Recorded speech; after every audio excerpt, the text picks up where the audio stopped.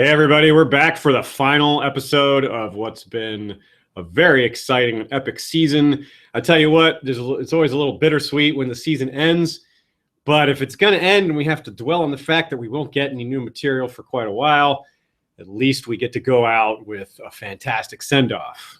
Would you agree that was an amazing episode? Oh, I didn't watch it. I thought it was going to be boring this week. I didn't bother. Yeah, it was pretty awesome. Yeah. There's a lot of spectacular imagery. It's a bit like a movie, huh? It's Game of Thrones gets closer and closer to being like the bridge between TV and movie. I think I've said this many times, the quality of TV in general is just moving up. Yeah. Is the quality of movies going down? That's a whole different discussion. It might be. But you just get more time. You just get hours and hours of character development and plot intrigue as opposed to 2 hours. Maybe I should be giving extra credit to movies for doing it in merely 2 hours. And I had a friend point out to me this thought he has that it makes sense for movies to be these big visual spectacles like what we're getting a lot of now, because that's what's cool in a theater for 2 hours. But if you want deep character development, if you really want to get an intricate plot and some interesting characters, well, you get a TV show. And I think that Game of Thrones is also getting some big spectacles. Remember when we got to see was it the Hard Home episode at the theater? Mm-hmm. Yeah. Mm-hmm. It'd be awesome to see Battle of the Bastards in the theater. I wonder if we didn't see Hard Home in the theater. We saw the Wall. Yeah, the wall, fight at the wall, which was pretty damn epic. Yeah, that was good. So a couple of notes before we get into the plot analysis. This episode is also a 10 out of 10 on IMDb with many, many more votes than a typical episode gets afterwards. So it may very well stick at a 10. A lot of times they drop off a little bit as the excitement dies down, but I'm guessing this one will be another 10, which is really, really incredible to have. Not only just to have an episode that rates the perfect 10, but to have two, and to have two in a row. I mean, damn. And they're both directed by the same guy. They typically have 5 directors in a season, each doing a pair of episodes. That's not how they did it from the beginning, I don't think, but that's been the pattern for at least a few seasons.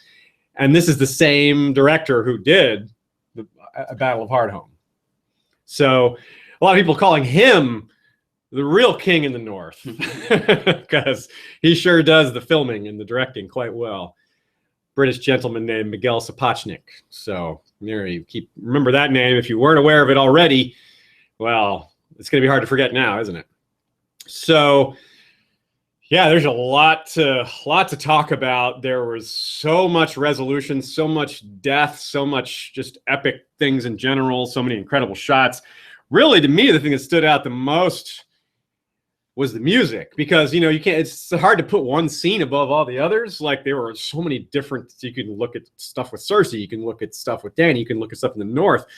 I don't know which is more epic than the others. They're all really amazing, and then there's some smaller bits like the Old Town and the Citadel and the library there. That was just fantastic. So it's kind of hard to pick out. Like, I'm sure we all have our favorite moments. For me, it's a little challenging, but the music was just amazing all the way through. It's always been really good. They just beefed it up a lot more and made it more prominent. And that's part of why it feels a little more like a movie, because it was more like movie music where it was really just dominant and in the front. Like, it was a part of like so many scenes. And when it wasn't part of a scene, like when Tommen jumped, there was no music. You could feel that too. Just the lack of music was really telling. It created a good contrast. Yeah. I even took note right before the episode even began. The recap even was a different style and tone, a big part of that was the music. I'm trying to remember for sure I think there must have been some speech, some dialogue in the recap, but I feel like for extended portion of the beginning of it was just imagery and music, whereas typically someone's talking over the imagery. But, yes. It was for a minute I wasn't even sure if it was the episode was starting. You know what I mean? Like, it's a preview for Game of Thrones. It was like such a different style. Yeah. But I feel like it kept through the music, the prominence of the music, and I think it might have been a new song or a couple new songs too. But additionally, the style, that sort of cutting in the beginning back and forth between the different characters getting prepared for the trial, it was awesome. was a little bit different. I can't think. I'm sure there've probably been through the seasons 1 or 2 moments similar to that, but I feel like it stood out. And it was also an interesting way to kind of encapsulate the characters, you know, the difference between all the garb and pomp of the royalty versus the sparrow just putting on his burlap sack. Yeah. And it added a little bit to the gravity of the situation too, because you kind of knew it was coming. I mean, there was no surprise. The blowing up at the Sept, there was maybe a little doubt that someone would stop it. Maybe Lancel's going to stop it. Didn't seem. I don't suppose most people were really counting on that. I think almost everyone expected the Sept to blow up, which is why the buildup was so important and why it was, you know, and it worked. Like they built it up in a way like, we know it's coming, but holy crap, is it really coming? It's like if you're critically, you're like, yeah, this is going to happen. But like emotionally, like, wow, is it really going to happen? Yeah, it's definitely going to happen. Holy crap, it's really, really going to happen. Yeah. And the music just like set that tension so well. The piano notes just dun, dun, dun. This is so, yeah, it just like builds the tension, which you kind of need when you know it's coming, but it's also like, when it's something that big happens, even when you know it's coming, it just still hits you really hard. Like, holy crap, the High Sparrow's dead, Marjorie's dead, Loras is dead, Kevin is dead, Mace Tyrell is dead. It's like, geez. Yeah, it was a lot to absorb. I think it's the most notes, the busiest my notes have ever been, the most lines and notes and squiggles, and it's the most X's. Whenever an episode happens, the character dies, I X them out of my page. It's the most. I don't think I was taking notes like this for the Red Wedding. No. I think we actually did. I think it was the first podcast I did was for that episode. Oh, okay. But I think it was just audio. We didn't have visual. We did also didn't do season 4. We just did, or season 3. We just did the Red Wedding. Yeah. For that season. Yeah, we had our first full season was season 4 doing reviews. Yeah.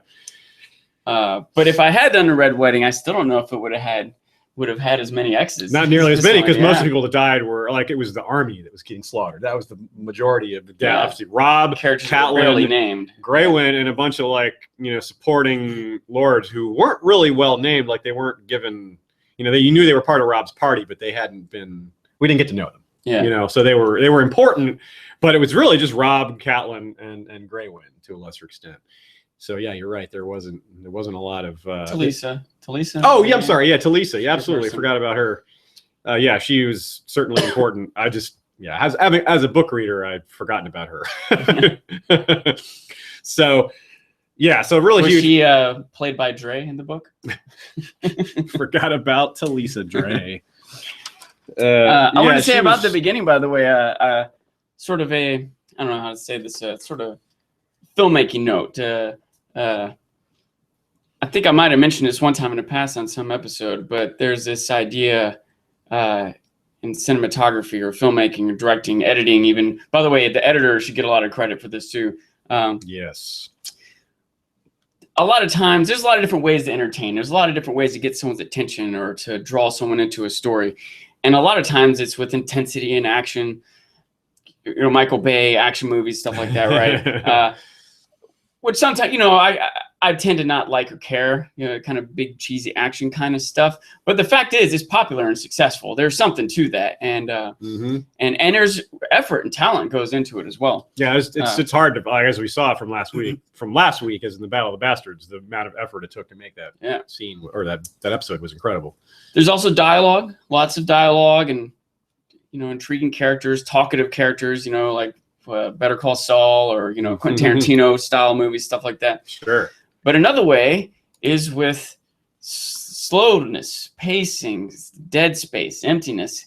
One thing that does is it gives the viewer, and some people just don't have the patience for this, but I really like it because it gives you time to think. You start thinking about these characters, why they're showing me these images, noticing details of the wardrobe, which once again, lots of effort, credit to go into that. Yes. But what you feel about the things that are happening, reflecting on what's happened, where you think it's going to go. These moments of near silence of these characters getting dressed, they're getting ready.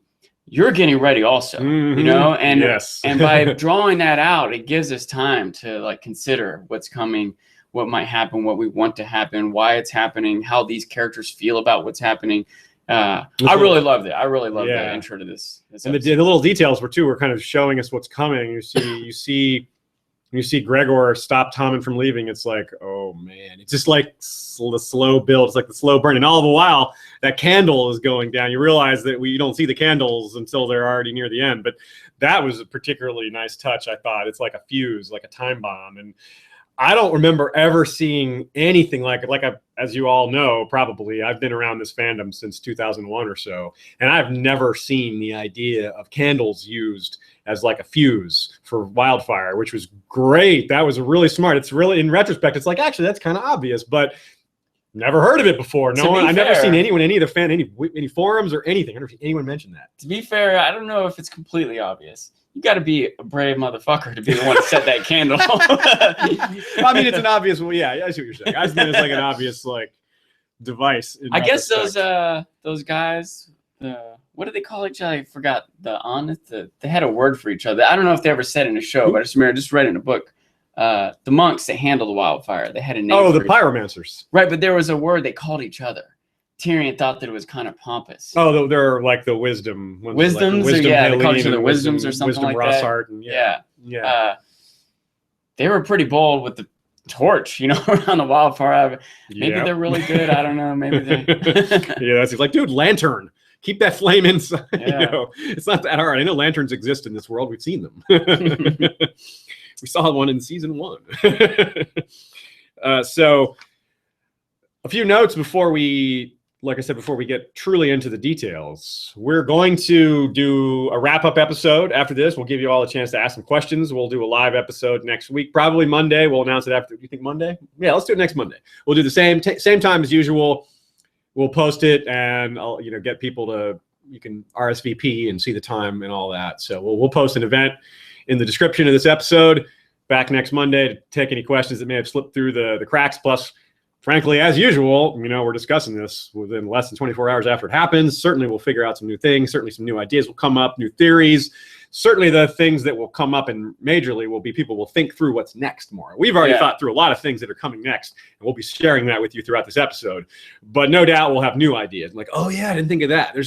That always happens. So also, we'll be covering some of that stuff in the Book to Show episode on Wednesday. But for anything else through the cracks, if you're not a book reader and you don't want to be spoiled on any of that stuff, Monday, we'll be back with Q&A live. A lot of fun. We'll wrap things up even more than we will today. So there'll certainly be some things else to talk about. All right. Well, let's get into specifics. Let's talk about, we'll start with the trial. That's where the episode basically starts. We can talk about it all here. It jumps around a bit, but we can focus on that. One more thing before we get into it. Is there a name you need to mention? A name I need to mention? A patron, a character? Oh, of course. Yes, I do. Yes, I'm so excited to talk about this episode. Thanks for the reminder. I have to give a quick shout out to Lord Mark Joseph, the Snow in Winterfell, and his dragon Mazalacartho, a green and white dragon who is growing rapidly. Maybe not in time to face Daenerys' dragons if it comes to that, but hey, we'll see. Also, to Lord Rory, the tamer of the last of Valyria and rider of the dragon Varathrace, a silver gold dragon with purple trim. Very cool dragon that looks like ancient Valyria itself. And also to Jeff Gnarly, the Long Snapper, our History of Westeros Patreon first sword. Very generous supporters there on Patreon. If you want to help out the show and get a nickname like that, just check us out at historyofwesteros.com. Patreon links on the right sidebar. Lots of titles, lots of other bonuses and benefits to joining. As we move off of this season into book material, there will be plenty of opportunity for new topics. So thanks for the reminder there, Sean. Definitely just my head is spinning from the episode. I've watched it several times already, watched it right before this. So busy taking notes. Yeah, forgetting about my business. Sorry, guys. All right. Well, let's keep going. So yeah, the trial is where we start. Like you said, we see a bunch of different scenes of them getting ready, really sets the stage, sets the mood. You really just start to dawn on you what's really happening, that it's really, really going to happen. Cersei's unusual dress was the first hint that something big was going to happen. Not that there weren't other hints, but as far as in the episode itself, that was like, whoa, what's this about? She's wearing black. This is totally different for her. It looked almost like armor too. A little bit, yeah. And there's like the shoulder pads, especially, they were like that. It looked pretty thin, but yeah, it had the qualities of like faux armor. But yeah, it looked like she was ready for battle in a sense, but it wasn't battle in the traditional sense. Battle in the Frey sense. Yeah. Defeating your enemies without lifting a sword. There you go. Very true. In fact, that's a good point. There's a lot of things in that Frey scene that refer to what's happening with Cersei. We'll get to those later, but there's a lot of parallels there. So it's crazy too to think about the way there was tension, and there was a lot of, despite knowing what was coming, there were still a lot of surprises in the execution of it all.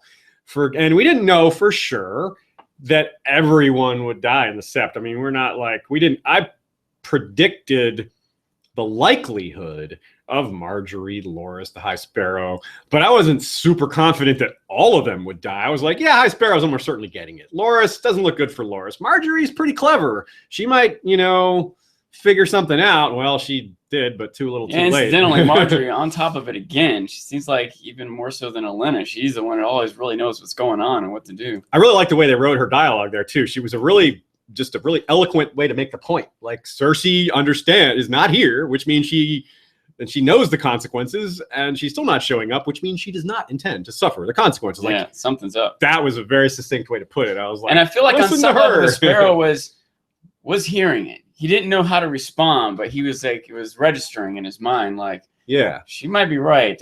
What do I do? He was like, nah, don't worry about it. And then he didn't order the guards to keep everyone there. They just kind of did that because that's kind of a default. That's kind of what their expectation is. Like, he didn't give the order. She doesn't give us orders. She's telling everyone to leave. Like, no, that doesn't work that way. In the behind the episode, it's pointed out that by Jonathan Pryce himself, the actor who plays the High Sparrow, he starts to or maybe it was him, maybe it was one of the showrunners, that he realizes it at the very, very last moment. He kind of dawns on him. He kind of looks in his mouth. He's very expressive. He's a great actor. And you can see how it went from, he scoffs at her at first. And then as the scene progresses, and it all plays out very quickly, he starts to show a little doubt. And then the truth of it registers that maybe at some level he thought Marjorie was messing with him a little bit too. Like, he was like, no, I'm not, no one's taking me off this course, but it was too late. By the way, I was quite surprised, even though I was fully expecting a fire, most likely in King's Landing, most likely this episode, most likely disrupting the trial. I still thought it was going to be a distraction. I thought she would set the Sept on fire and, oh no, we can't have the trial, and Jaime would come back and there'd be some other confrontation get put off. I didn't think everyone was just going to get killed there in the Sept. I did not think that. I thought, and to the extent I thought that might happen, I thought it might be even more extreme. I thought maybe the whole city would burn down.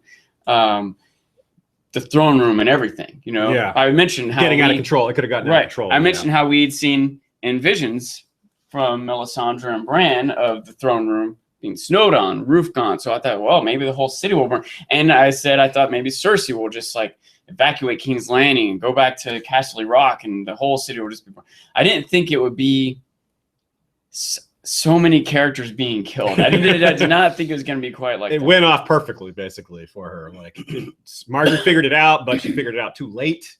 And, well, it didn't go off perfectly because of what happened to Tommen. As far as the Great Sept, the aftermath didn't go perfectly at all. The plan to blow up the Sept worked perfectly. Let's just, in a nutshell, that did. But yeah, the consequences afterwards were not at all what she expected.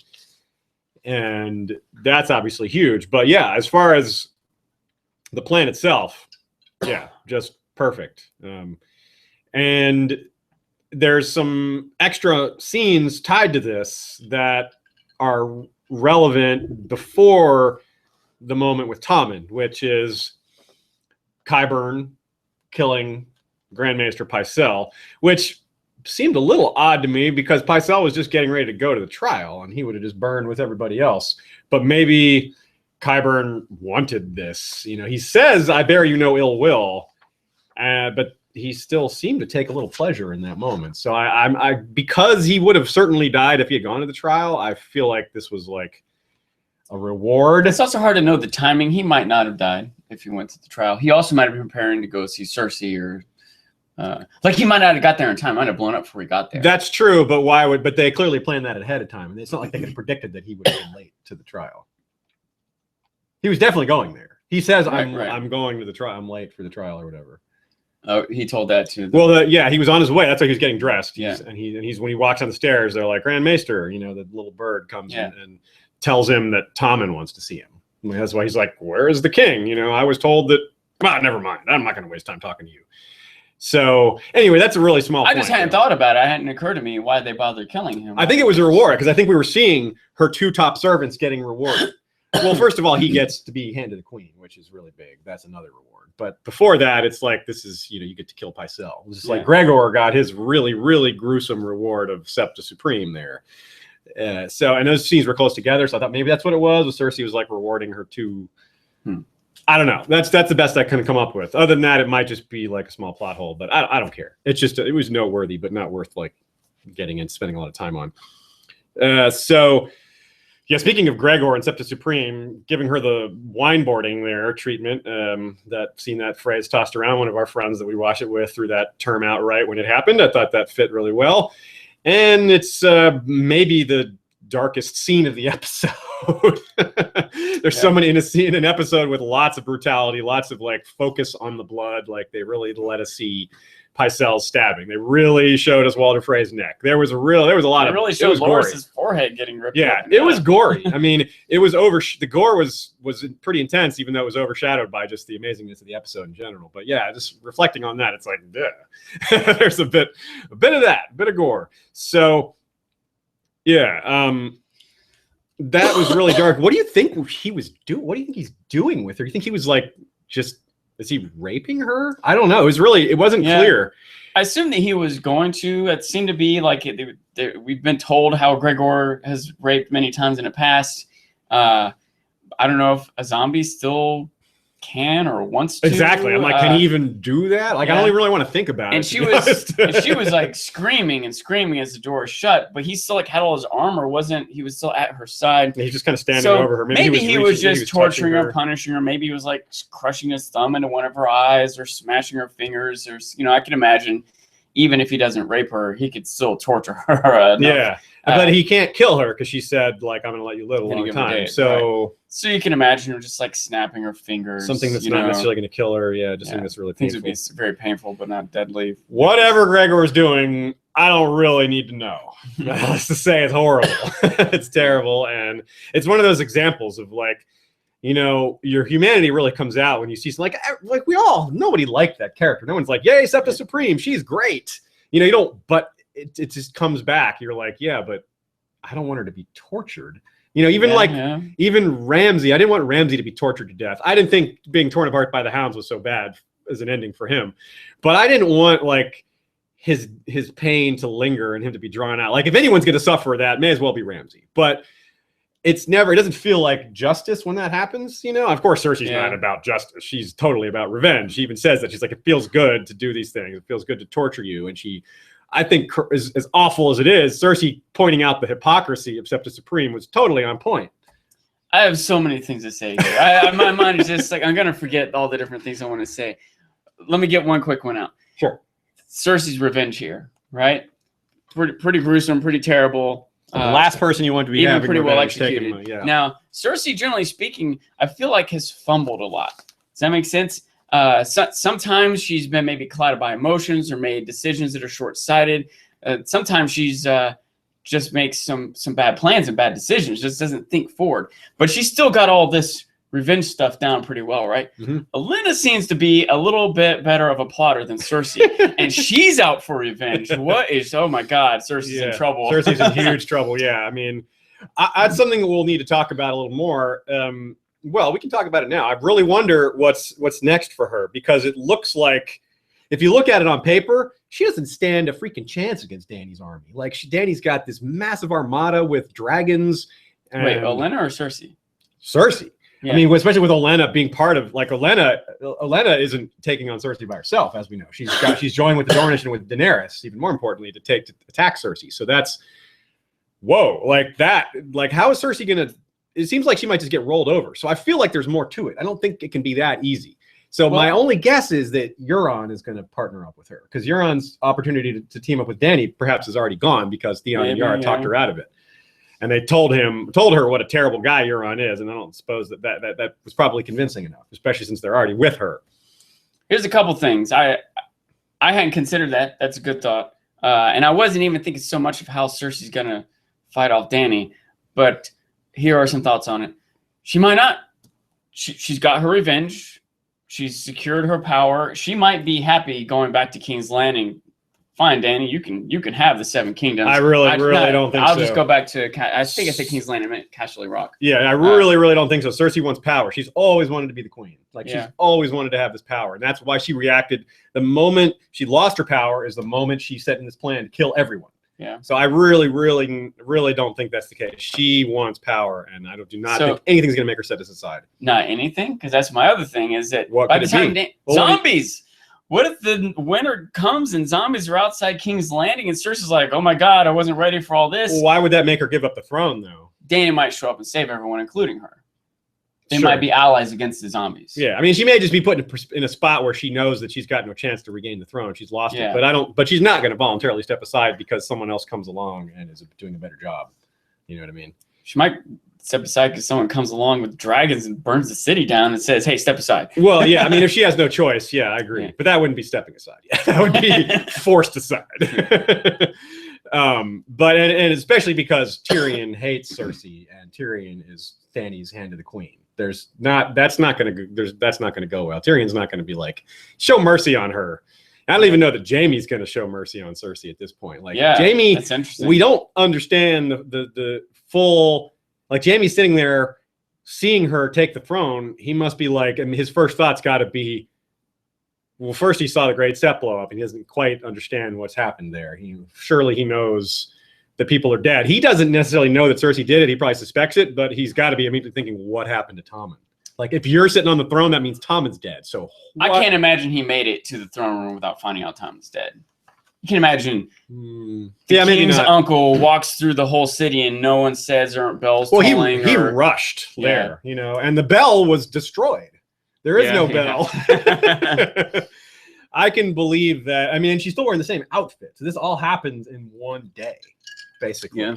So I'm not sure that Jaime would know. He might know. It would make sense to know, but I wouldn't assume it because he sees the Sept and it's clear he just rushes straight to the throne room. He may not speak to even if he does know, the quickness with which Cersei's having herself crowned might still be.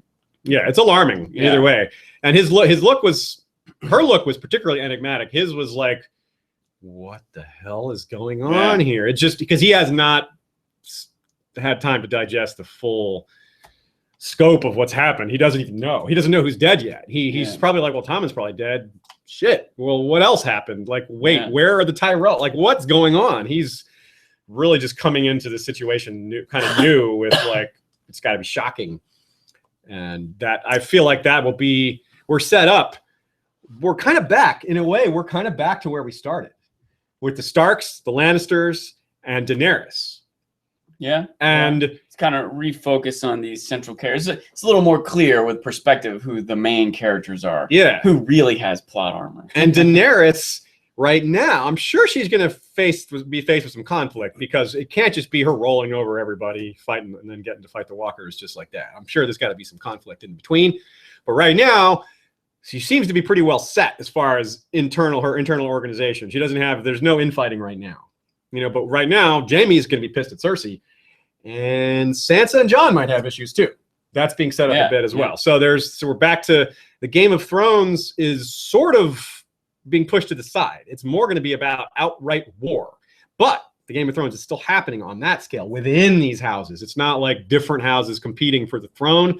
I mean, they are, but they're not competing politically. They're competing militarily now. Yeah. But there is still some power struggle going on. Not that Jaime is going to like off Cersei and take the kingship for himself, you know, but he's clearly not going to be happy with what happened. He's going to have issues with Cersei, and who knows how that's going to go. I think that he'll stick with her, whatever. I think however upset he might be, he'll be like, well, it is what it is. Where should my armies go now? You know, he may very well. He may go down with the ship. He may be like, well, what else is there for me to do? Am I going to switch sides? You know, am I going to go join Daenerys? I mean, would she even have me? Well, Tyrion making the point, maybe that could work out. And that's another question that is hard to answer. Daenerys talking about who she might marry eventually. This is the problem with, even on a show this big, like this is a problem with a lot of shows, is when someone's like, who's it going to be? Whenever there's like, who's it going to be? Like, who did it? Or who is going to save this person? You can pretty much figure it out based on the fact that the cast is only a certain size. And you can't just invent new people to come to the rescue at the last second. Whenever you're thinking about who can come save the main character, there's, who's going to save Luke Skywalker? It had to be Han Solo, right? Yeah. Like, in retrospect, like, who else could it have been? Like, some random new character? Like, that would have been silly. So we all know, when we think about the possibilities for who Daenerys can marry, she says, maybe nobody. That's just, I think what they're doing there is they're trying to broaden the possibilities when there really aren't that many, to be frank. Jon, Jaime, that's a stretch. John's not a stretch, but it's a little too clean and simple. And like Tyrion himself is another possibility. And there's even a slight, there was a little tension in that moment, not from her, but from Tyrion, when they're sitting there together, and right before she names him Hand, he says, many people, he loved you for real, whatever. Many more people will do that. And then she stands up and he's still just staring into that spot where she was sitting. And then when she starts speaking again, he kind of snaps out of it and is like, are you falling in love with her? I don't know if that'll be reciprocated, but yeah, I could see it. I mean, she's obviously got that effect on people, like super powerful, super beautiful, blah, blah, blah, blah. It's not a surprise for someone to fall for that, but I wonder if that's just a way to expand the possibilities as well, when we're just really just headed straight for a Jon Dany thing, even though they're related, Yeah. So that's just speculation, and that's going to be something that's going to come up next season. And it also presupposes that she has to marry someone. Right. And she said that she doesn't have to marry anybody. So like, maybe she does, but she doesn't have to do it before the show ends. Right. That doesn't have to be a thing that's resolved in order for the show to finish. It's almost more what I'm hoping for, because I don't want her to marry Jon. I think that's just too cheesy for them. Just, I think a lot of people are expecting it or hoping for it, and I'm not inherently not hoping for it, but I'm kind of not hoping for it because it seems too easy. Does that make sense? Yes. I definitely would prefer something else. Let's take our first break. We'll come back. Obviously, plenty more to talk about. We're just going to go on and on and on until we stop, and who knows how long that will take. Yeah. Do you think we might go over 2 hours? I think so. But one thing is nice. We don't have to spend any time on what's next. We don't have any predicting next episode. Oh, you didn't watch the next week on? You didn't watch that? I missed it. Somehow I missed it. So yeah, we'll be coming back to that. But anyway, we'll take our first break. We'll be right back to continue. Okay, so more to say about the trial. I'm sure there's a few more things we could say there. What are some more thoughts you have? I got a lot to think about. Yeah, just see if you can figure out where you were. One quick thought is, going way back to when I first said that, was the Septa might just be shrieking at the monster of Gregor. Even if he doesn't even touch her, just the abomination of him might be horrifying to her. That was one little quick thought I had. Let me think. I was thinking another thing about Jon. The idea that there could be another character for Dany to fall in love with and marry. Yeah. My default is against it, but I want to consider the potential is there. Think how prominent and distinct and popular a character Oberon became in one season. Yeah, that's true. So I think they have 2 more seasons, right? Yeah. They have more than a full season. I think it could happen. It does seem like it would have to be a character who's been mentioned at least at some point to rise to that position. But I don't want to close the door to the potential of a new character rising. That maybe it'll be Sam's brother. He was handsome and accomplished. Some other warrior on the wall, a wildling Tormund? Tormund and Dany, yes. Daenermond. Tornaris.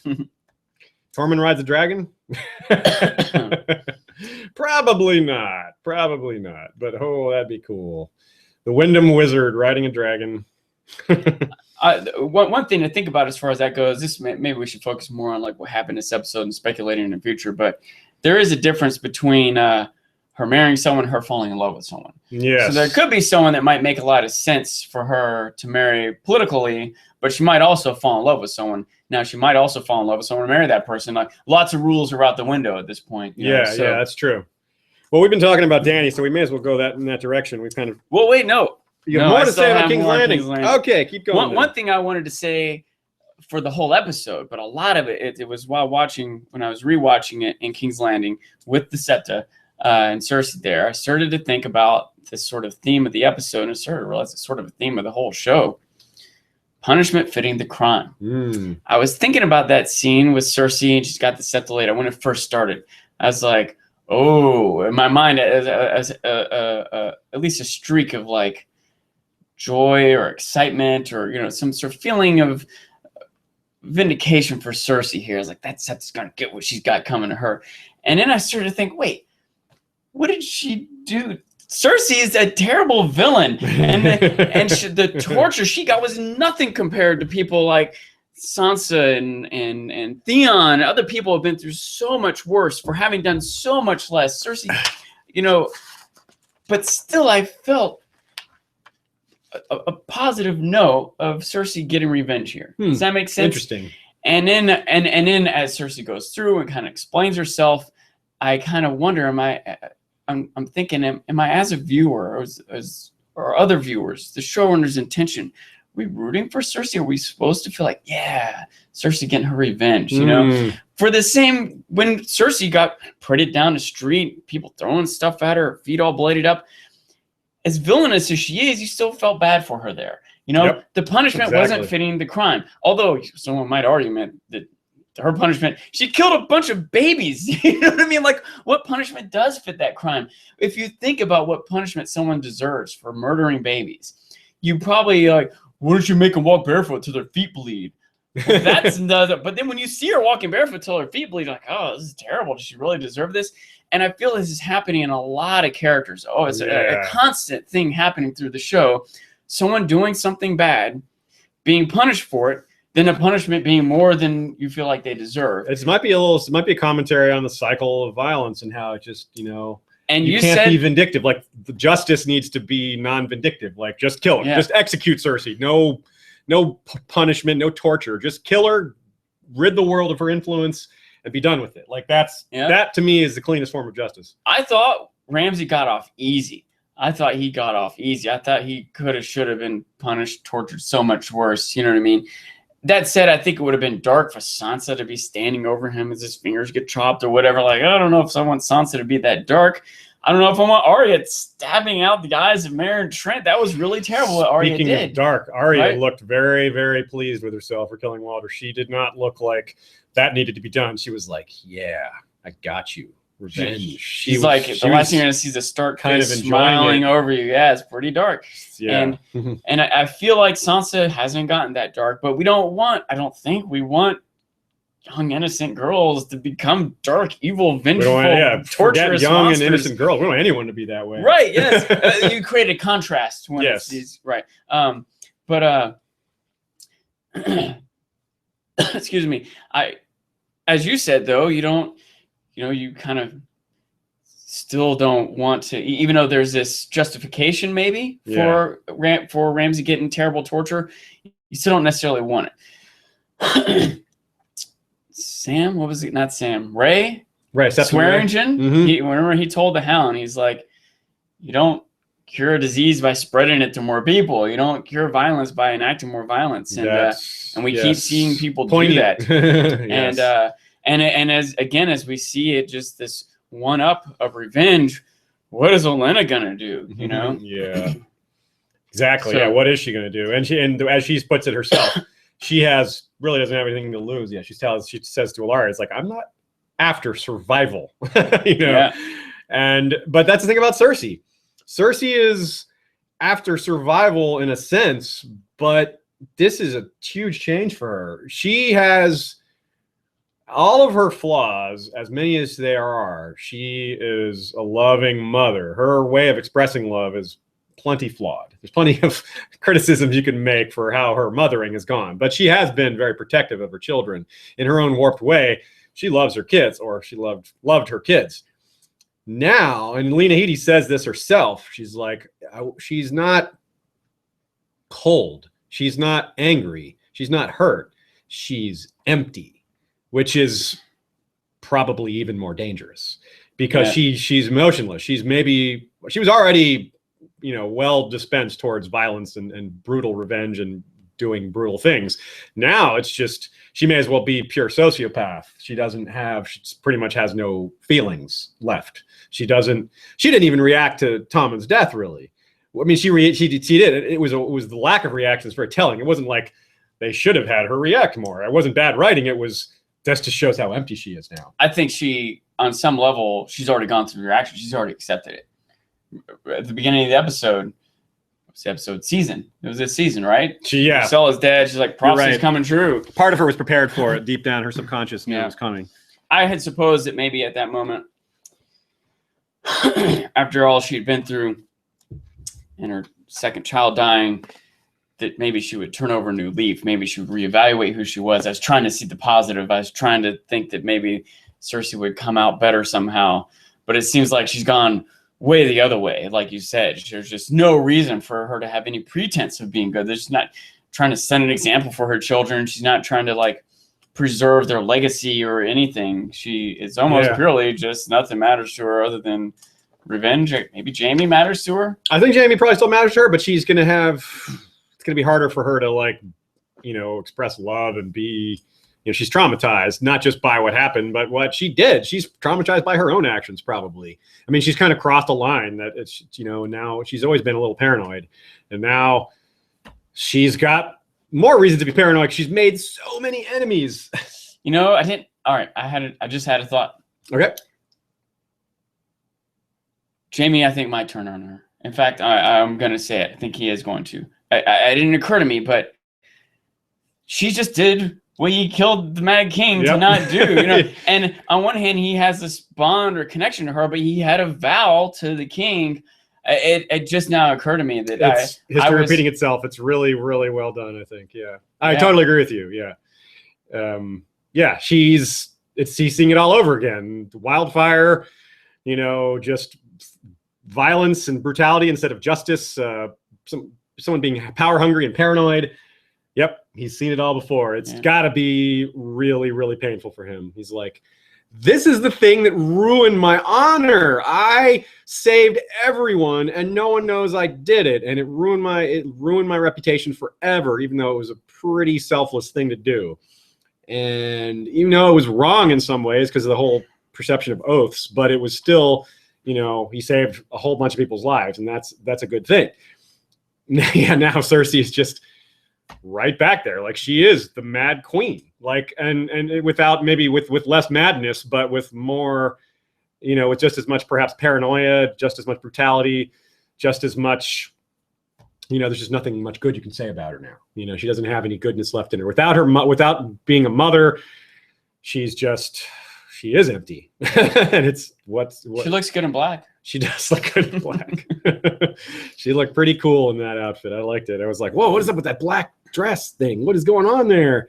It's like she's already in mourning. Yeah.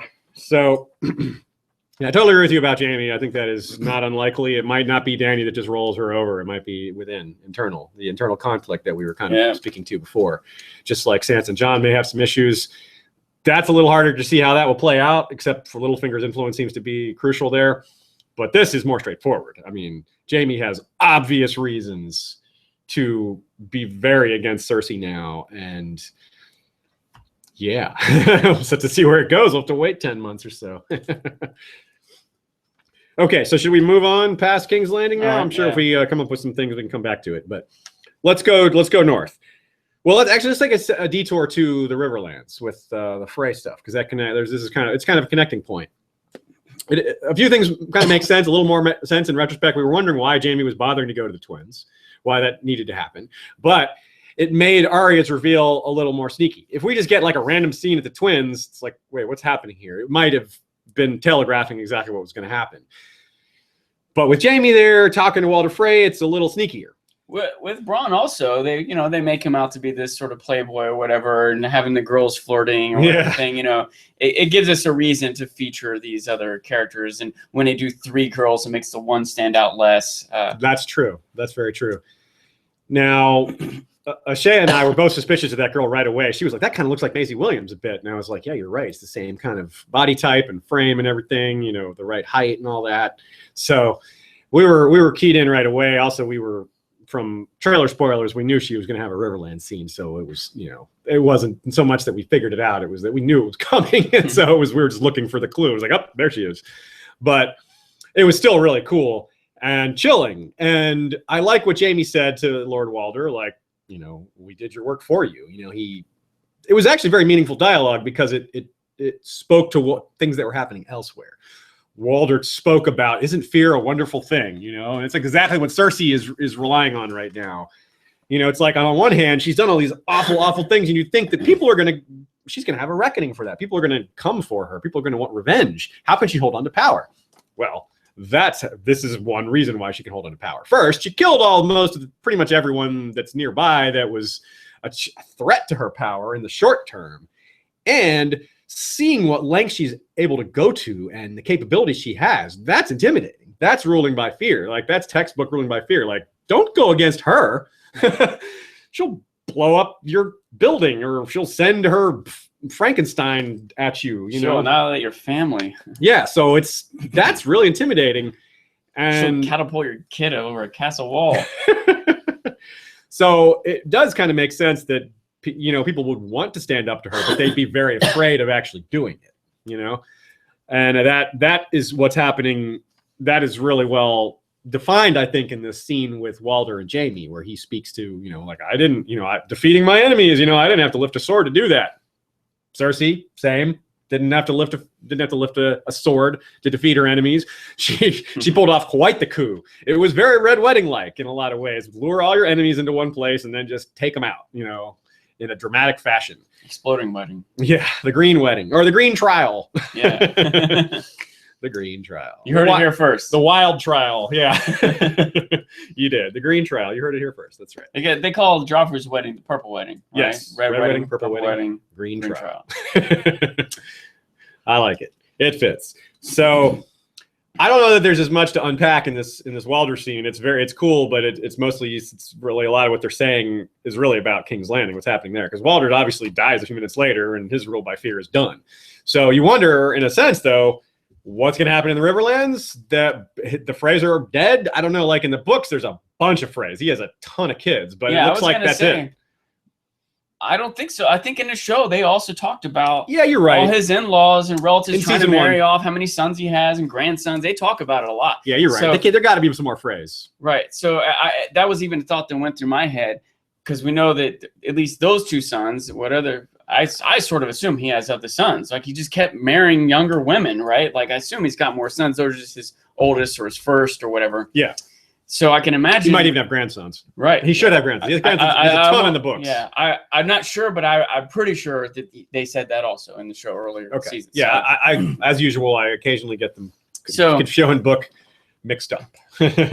So it was something I thought about, was I wonder if there will be some other character who just defaults to being like someone who's more powerful, more assertive, or more charismatic, someone in the right place at the right time, or if it will break down into fighting and feuding. And if so, if that opens a window for some other character to come in and take power or seize the twins. Yeah. The twins is this key location. This might be a vulnerable moment.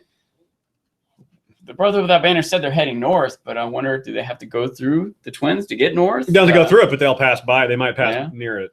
They might hear word. Maybe it's not important enough to them. I'm not sure. But anyway, maybe some new Frey leader will step up and be the Oberon of season 7, and Dana will fall in love. Maybe he won't be such a crappy Frey. Maybe like a good Frey for once, because that's something they weren't able to spend time on in the books. As I said, there's a ton of Freys, and a couple of them are pretty decent guys. They're not all just like their father. They're not all McPoyles. Yeah.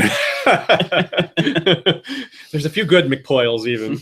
So that actually the Arya stuff and talking about what's next for her is a great segue to the first scene in the North, which is Melisandre being accused of burning Shireen, which she doesn't deny.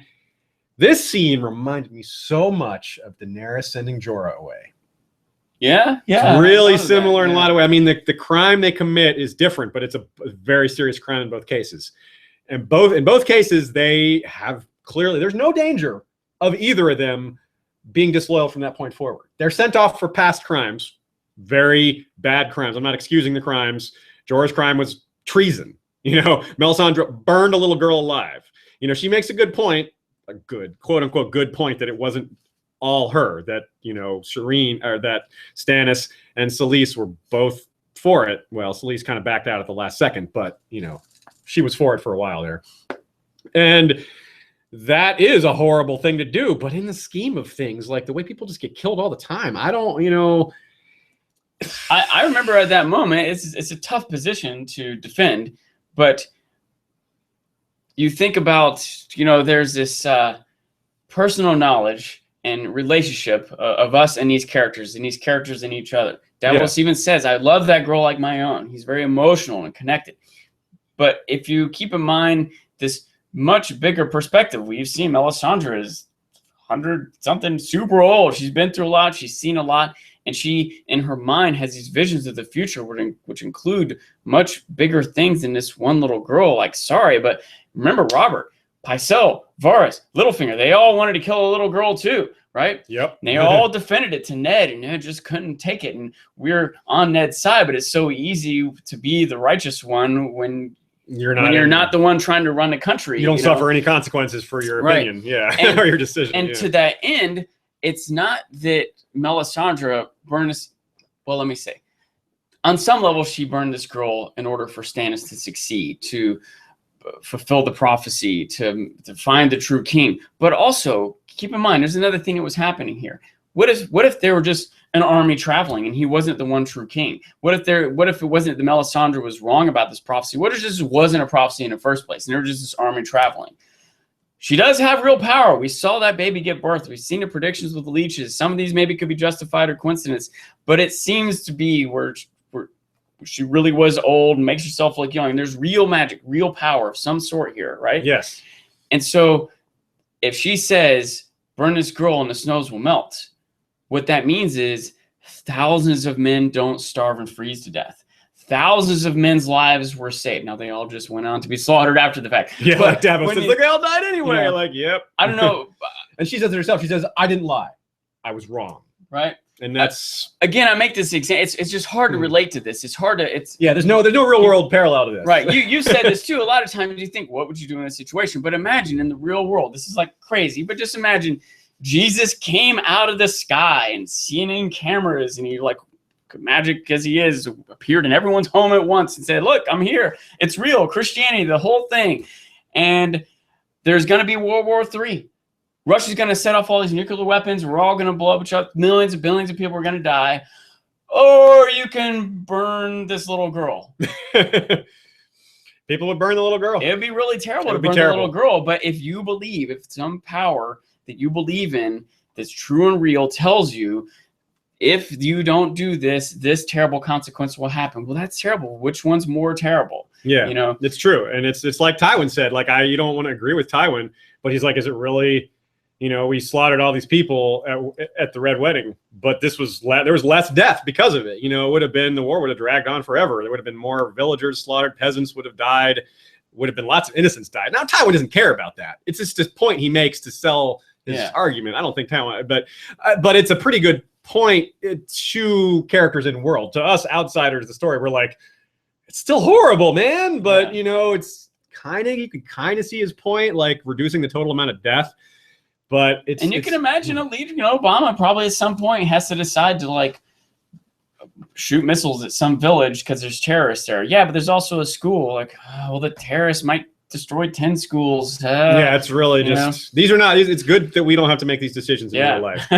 And we can still disagree with what the eventual decision is, but it's like you should take into account how hard that decision probably is, And like you said, with Melisandre, that's what we're dealing with here. And I think she looked to feel bad. Like she wasn't like, I had no choice. She defended herself, but she clearly, like, had emotions going through her mind. She was clearly not just all like, yeah, I had to do it.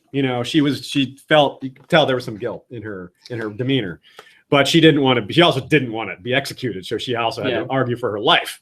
And I think, by the way, she's willing to sacrifice her life. I think I think so too. I think not, a large not just part like of why that, she doesn't but- want to be executed is because she knows she's needed. You know what I mean? Yeah, I agree. I'm sure she doesn't like want to die, but I think she's come to terms with her death, and her devotion to this cause is more important than her own life. I think she legit recognizes that. So getting back to the Jorah Dany thing, how Yeah, it compares is in the leader figure, Jon/Dany, has a similar decision to make. And the reason they are a bit merciful is because of past service. She decides to let Jorah go, even though he's committed pretty much high treason, putting her own child's life in danger and her own as well.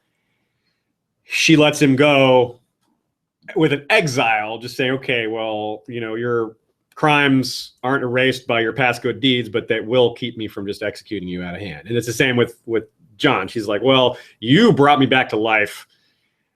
I'm not exactly thrilled to be alive, but that is a great service that you did. And yeah, I can't just kill you. So go. So where is she going? And that's why I said Arya is a good segue, because back when Melisandre meets with the Brotherhood Without Banners back in season 3, I guess it was, when they sell Gendry to her, Melisandre says, "We will meet again."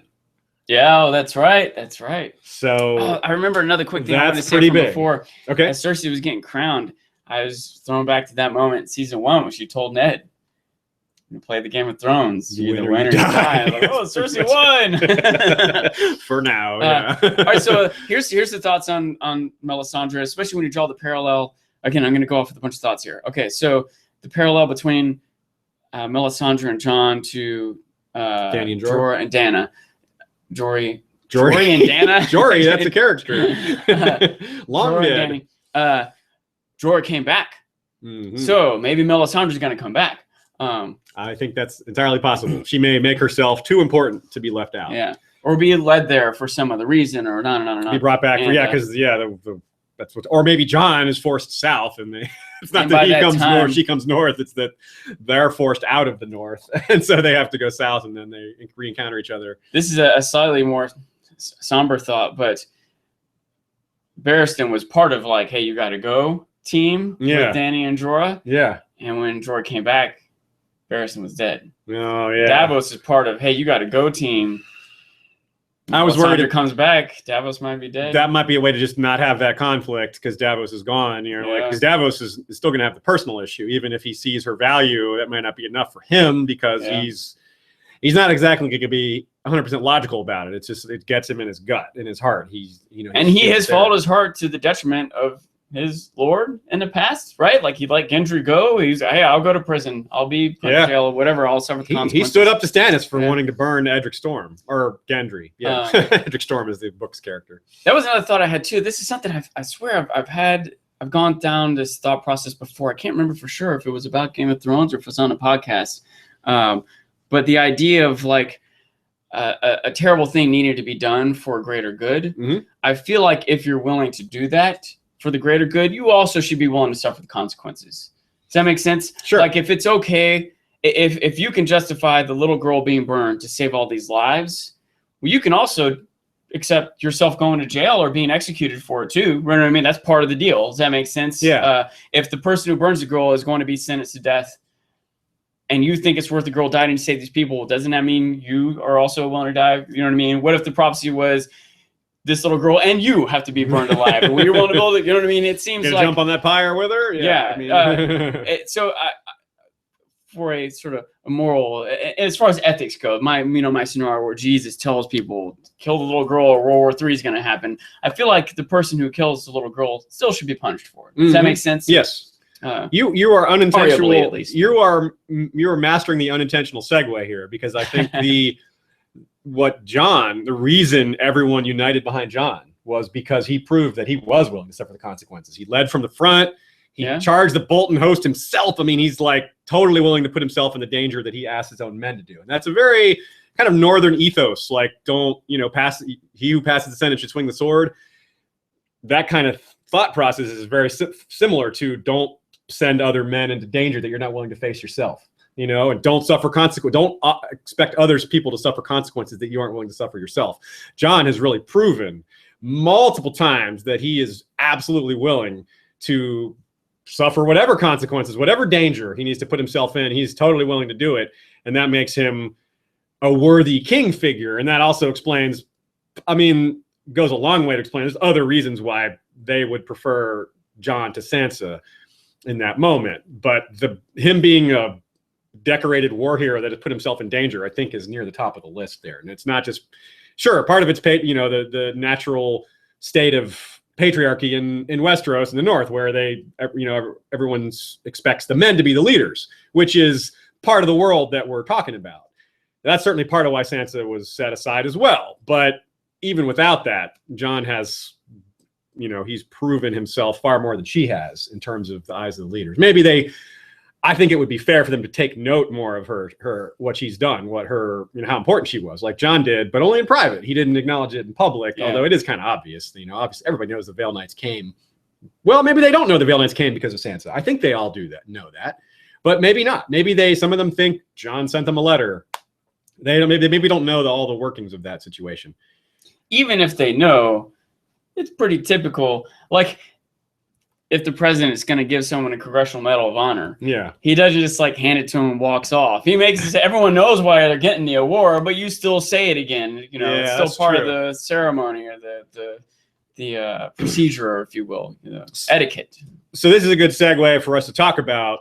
We maybe could have named a few other possibilities for where Melisandre could end up, like the brother without banners. Maybe she just goes straight to Dany. Dany already has red priestesses in her employ or in her followers, and they could interact some way. Maybe she goes to Cersei. They'll get along. Oh my! They both like burning people.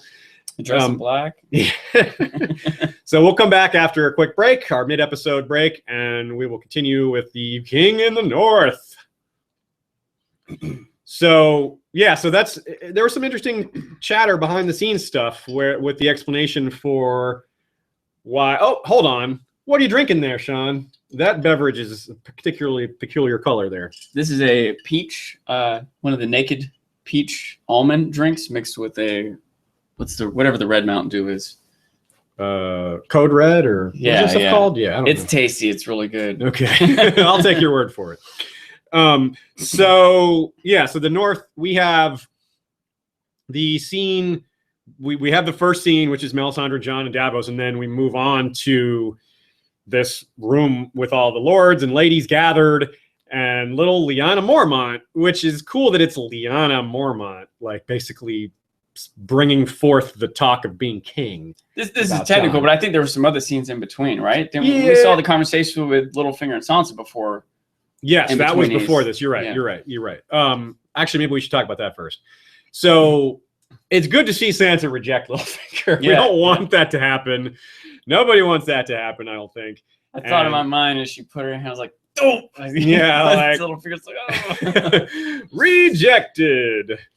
And it's a pretty picture. She just kind of walks. It's a pretty picture. Just walks off. That was the most quick and done. But he's like, well, you got to kind of, as much as Littlefinger sucks, as much as he's a terrible guy, you got to admire how he just doesn't even miss a beat there. He doesn't show any shame at being rejected. He's just like, my romantic play might not have gone, but still I'm politicking here. Yeah, he's not giving up. He doesn't. Yeah. He just keeps going. Yeah, he is. He is not. I guess you can't keep him down. He's irrepressible. Yeah. Also, it's kind of a revelation that his ambitions are big.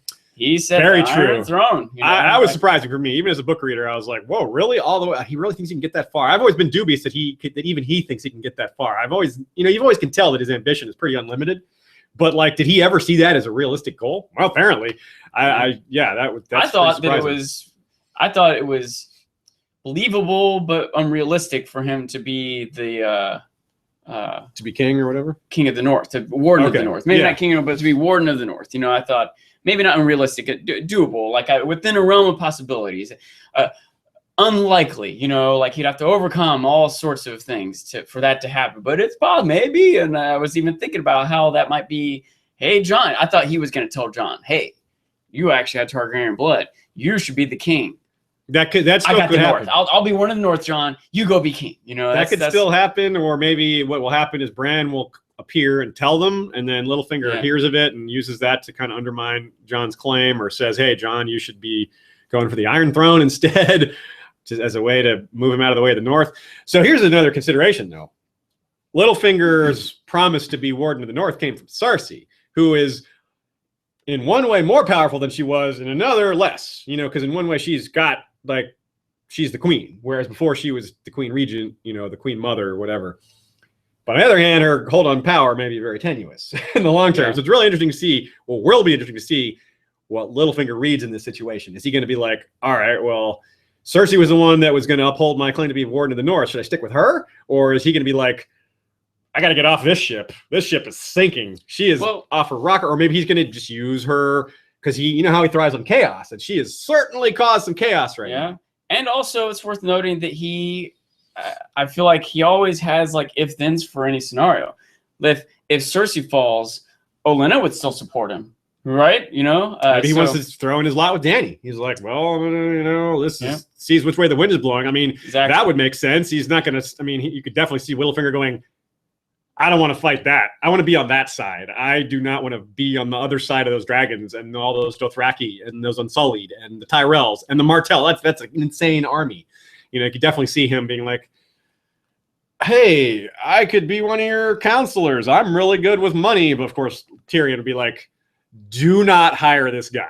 So, and if Littlefinger knows that Tyrion is her hand, he might be like, yeah, I'm not going to be able to get in with her. But maybe he makes it politically necessary. Yeah, even Tyrion might recognize Littlefinger's value, right? Especially knowing up front to not trust him. Like, we'll use this guy, we're not going to trust him, but he still has a role to play. That's a very good point, because Tyrion could have killed Littlefinger if he really saw him as a threat. Like Tyrion, so some people have kind of questioned the fact that Tyrion never really took revenge on Littlefinger for the whole dagger incident, blaming, because he knows that was Littlefinger that caused that problem, that blamed the dagger on him. He knows that. He just never. Does he know it? Yeah, he knows, because remember he found out that it was Littlefinger that told that story to her, and so he never did anything about it. And it's the same.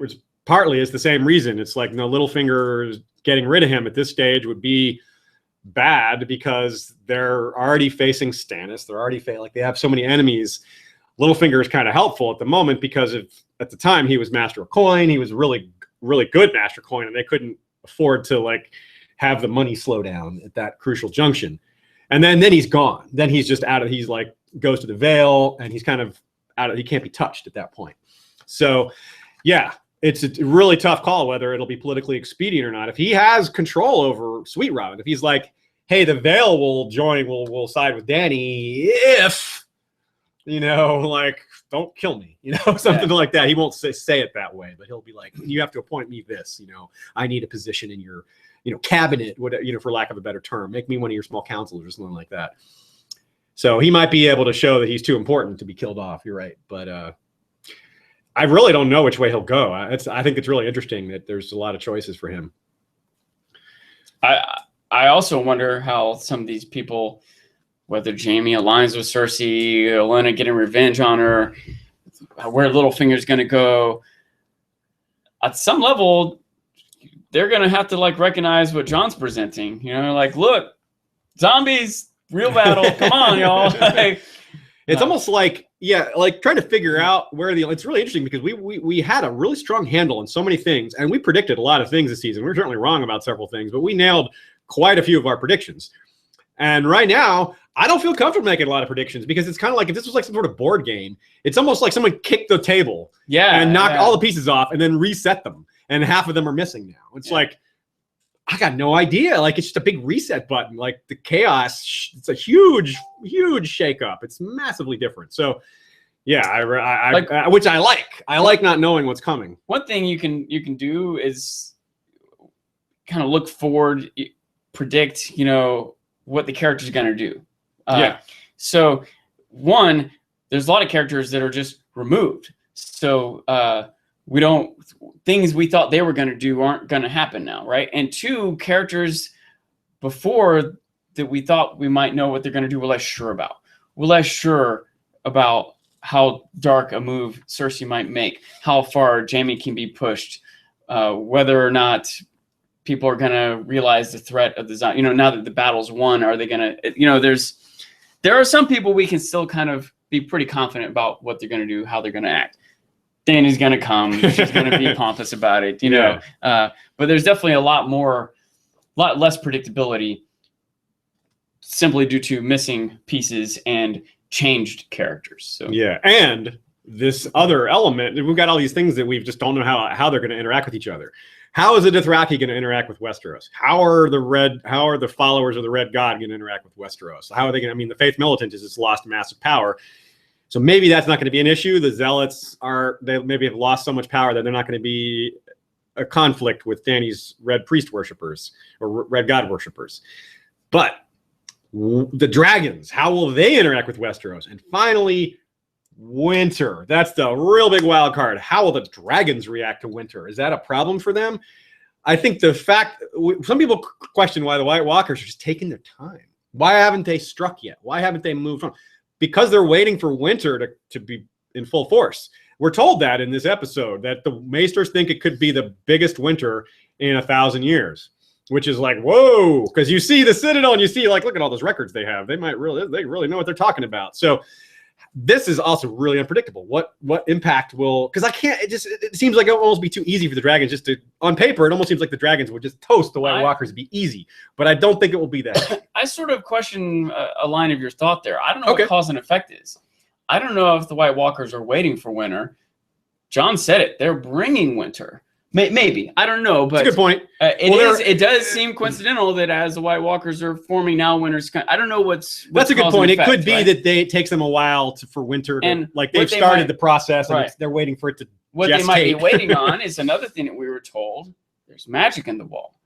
They might be waiting for the magic in the wall or some solution or some way around. They might be forming. They might be rising to power. They might be drawing up plans, but we can't get past that wall. There's magic in the wall.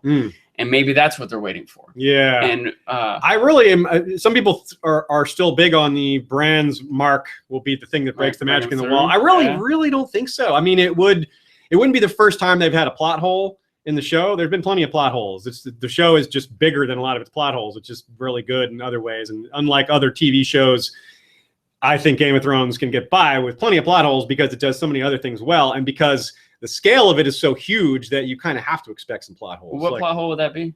In this case, if the Walkers wanted Bran to escape, why didn't they let him escape? Bran saved him at the last second. That was not a fake out. Yeah. They say like they were trying to kill him. Yeah, it's true. They were absolutely trying to kill him. Those whites were after him. They wanted to kill him. They wanted to kill him completely. Maybe they just wanted to kill Mira and capture him. But I don't think so. Like, we've never seen the whites do anything other than kill. We've never seen them act like soldiers and capture someone. That would be new.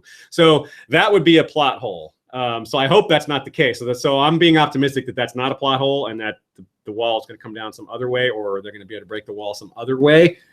We just haven't seen it yet. But I don't have other ideas on what the mechanism might be. So I'm not saying it won't happen. I'm just declaring that would be a plot hole in advance if that is what happens. I wonder if it's possible that they didn't even have been killed, that if he comes back, right? Bran could still come back as a zombie. And maybe as a zombie with the mark on him, he still could get through. That would be a way around the plot hole, at least. Yeah, I guess I don't know how they could explain that, but yeah, I mean, like if we want to try to invent explanations, because that's how it went out. If it plays out that way, we're going to have to kind of make up explanations to make it work, and that might fit. But I often have questions about the details and science behind things like zombies. They keep coming back, right? Unless you burn them, or I guess the obsidian, or the obsidian doesn't affect the whites. Only the White Walkers. Only the White Walkers? Yeah. To the whites themselves, obsidian is just a sharp, fragile blade. What if you eat them? Ugh. Like you chop off an arm and their body keeps going, right?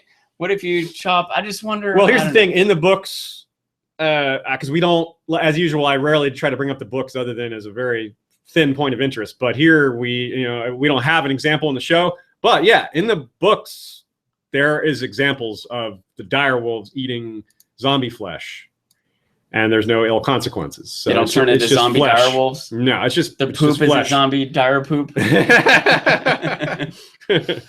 Poop coming alive. A lot of poop themes these last few weeks. Talk about Ramsay coming back as dog poop because he was eaten by them. Anyway, so yeah, that's a big wait and see. Yeah, and I wonder how Jon will interact with all of this. You know, whether, and of course we have Bran's Benjen drops Bran off right in front of the wall, like not right in front of the wall, but you can see it in the distance from where they're at, where he drops them off. And it's the same tree that Jon and Sam say their vows at. Oh, is it? Yeah. Yeah, that's right. Yeah, which makes sense. Like when I saw that tree and he's like, I'm leaving you here because the wall's right here, I assumed it right away and it looked familiar. And then, we checked and yes, indeed, it's the same tree. So that tree is really close to the wall. So I guess Mira's got to drag him a short way, but it's, it's right there. You got this, Mira. You got this, Mira. Yeah. You've been building that upper body strength. You build a little sled. It's easier to drag someone through snow than it is through just regular dirt. So, yeah, so that's really big. But all the stuff with Jon and the King in the North is directly tied to what just happened in Bran's scene, which is the reveal of Jon's parentage. They don't make it 100% clear who Jon's father is. The clues are there. It's very obvious if you look at the clues who Jon's father was. But they make it unmistakably clear who his mother was, which that was set up for a while, but it was sneaky in a lot of ways. And the idea has been in the book fandom forever, since like the 90s. So it's the idea that Jon's parents have been Rhaegar and Lyanna is pretty old, but that doesn't mean it wasn't a huge moment. Seeing a long-held theory confirmed on the TV show was pretty sweet, even though it was like really, really expected. And the scene was really well done, I thought. The Lyanna's pain was there. Ned's heartache was clear. And I frankly liked that there were bedmaids there. It's always been a question whether there are bedmaids, women to help with the birth. What are they called? They just call them the birthing women in canon. So I thought that was important because in the books there's been questions about, was there anybody else there? Was there anyone else to witness it? And there had to be. They didn't expect the Kingsguard to deliver this kid, right? So there had to be some helpers. So that made sense. I'm glad to see them include that. But anyway, so what did you think of that reveal? You kind of knew it was coming too. What do you think about the way it was done? They showed the baby and then kind of transposed Jon's face over it afterwards. I thought that was pretty good. Oh, it was fine. I think it was cool as it happened, but I don't want to be too negative, but I didn't think it was anything special. It was fine. It was kind of what we expected. Yeah, I don't think it was like out of an episode that had so many amazing things happening. I agree. It didn't necessarily stand out. It had a lot of meaning behind it. It was quite a moment especially for book readers who've waited for it for a long time. But they could only really screw it up, and they didn't. Because it's pretty straightforward, right? It's just, he's, as far as what they're trying to do, there's no like cinematic. There's no like room for special effects or any kind of like epic stuff there. It's really just the pain of the brother losing his sister to these awful circumstances and the reveal of who, the narrative takeaways are huge. But for one thing, her character was not developed at all. Right. You know what I mean? We saw her in the past for a minute. We saw her talked about in season 1. Much less her relationship with her brother, right? These are things that grand total, we've gotten 3 lines about or something. You know what I mean? Well, a couple more quick images, right. So it didn't draw as much emotion out of me as these other things that are happening, right? Yeah. I don't necessarily want to fault that. I'm not complaining, you know what I mean? But it's just, I'm just pointing out a reason why I wasn't like, whoa, I can't believe, Yeah. It's something we kind of knew already. It was, and it didn't have a lot of emotions attached to. Shoot, I felt I had another thought along that line. I lost what it was. Oh well. I'm sure I'll think of it as soon as we finish recording. So there was a little parallel there. When Sansa and Jon are standing on top of the wall or top of Winterfell's battlements together, watching Melisandre ride away, and they talk about how winter is coming or winter is here now, and they say, father always promised, Yeah. And then, and then we have this. I did not catch promise that. me, promise me. And files are always promised. Indeed, he did. I remembered what I was going to say a second ago is that originally I was, my role here was Unsullied, right? I hadn't read the books and I'd watch a show. And so I had some different perspectives. Right? Yes. This is a perfect example of that, by the way. This scene, like, this had so much impact for book readers, a lot less so for others. So for that said, though, at this point, I'm pretty deep into it. I've started reading the books now. I'm halfway through the second book. I watch every episode over and over again. I have pages and pages of notes. I've read hours and hours of discussion recorded. You are fully one of us. You have no idea how much discussion I have outside these recordings even. I'm pretty deep into it. I love it. I've put a lot of thought into it. I care a lot about it and so on. And so for me, I'm like, yeah. Jon is Jon Stark, Jon Snow's dad. Let's go on. But I wonder the average viewer, like I don't know if I'm truly Unsullied anymore. You know what I mean? I don't know if I'm really representing the average viewer at this point. It's a gray area, but I don't know that the average viewer necessarily represents our audience at this point either. Very true. But I bring all this up because I do wonder about a more casual viewer if they are putting all this together.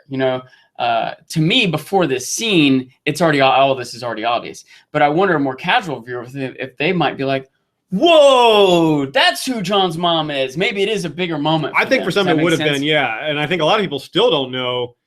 Right, and even with this, they still aren't connecting who the because father she is. whispers it. Right. I assume they don't think Ned had a son with his sister. I wonder how many people are going there. You know what I mean? Yeah, a few people have certainly, but no, that's certainly not the case. But it's so easy if you just like get up to get a drink. You miss Tom and killing himself. You know what I mean? It's sometimes one line or one image can be very meaningful and impactful and plant a lot of ideas or set a course of a character. And if you're not really on top of it, it's so thick. The show is so thick. Every moment of it has so much meaning. You have to go back and watch it 3 times to take notes, or you might not absorb it all. And I wonder how many of the masses out there obviously love the show, because I think on a superficial level, it's really good. Superficial, I don't necessarily mean as a negative. I'm just describing on the surface what you see is visually stunning and good performances. You can see why it's popular, even if people don't like grasp the story. Like even if they don't get into the details as much. This depth underneath. Things just that look that Sansa gives Littlefinger, as everyone's chanting King of the North, that has a lot of meaning. If you just like look away for a second, you don't see that. And we're going to talk for hours and hours about the meaning of that 1 second moment, And that was an interesting look she gave him. What did you read from that look? I'm seeing a lot of different takes on it. I wasn't sure at first, but the more I think about it, I think it was like a furthering of what Littlefinger was doing when they met earlier at the trying to divide those two. Littlefinger's like, see how unfair this is, you know what I mean? And Sansa, because Sansa was she was like smiling when Lyanna gave her speech and everyone was like cheering. She's like, hey, times are good, you know what I mean? But then all of a sudden she kind of serioused up a little bit when she caught Littlefinger's glance, and I took it to be her remembering, Littlefinger kind of pointing out to her, you should be the one. And she's like, hey, how come I'm not the one? Behind the scenes, the interviews with Kit Harington and Sophie Turner, they both pointed out that Jon is still kind of a little oblivious to what's going on in Sansa's mind. He's still kind of naive about her feelings, despite the heart-to-heart they've had. And Sansa was a little annoyed at the lack of her being mentioned as important, and so the actors are sounding like they're setting up a bit of a conflict to come next season, even without the obvious things on the screen that show that that's coming. So even the actors are talking about it. So I think that's coming. Sansa and Jon may have conflict next season. I don't know like how bad that conflict could get. Could it really be like fighting each other, like factions breaking out like that? I'm a little dubious of that, but it's got to be considered possible. Yeah. I tell you, the thoughts I have just swirling around, the idea that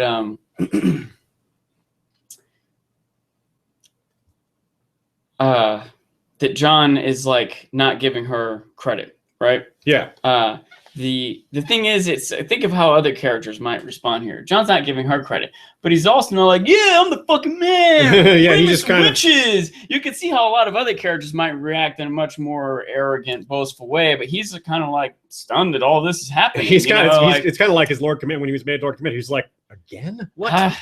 I don't want this responsibility. Right. And so, but you deserve it. That's proof that you deserve it. That he doesn't want it. He doesn't want the power for power's sake. Now, just because John isn't prideful about all this doesn't mean Sansa doesn't feel slighted. Yeah. Just because he's not arrogant about all this doesn't mean he couldn't still give her some. Doesn't mean he's not also naive about it, right? But it also does mean that he isn't prideful. He isn't mean. He's not trying to screw Sansa over. He's not plotting against her or something. It's I'm trying to look at all the different sides here, but how Sansa, like, maybe you could see how she might feel like this is unfair. But think of how much worse it could be for her.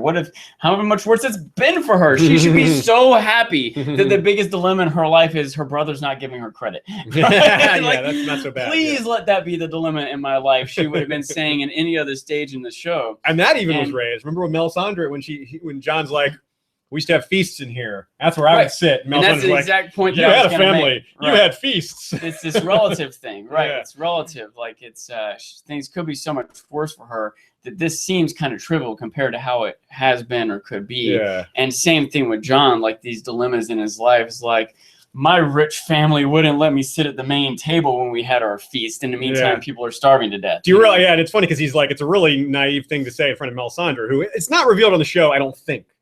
But in the books, Melisandre was a slave when she was a girl. I wasn't aware of that. So if it was it's on probably the show, not brought up. I missed it. So it may not be true in the show. But if it is, it's like, no wonder she's like, dude.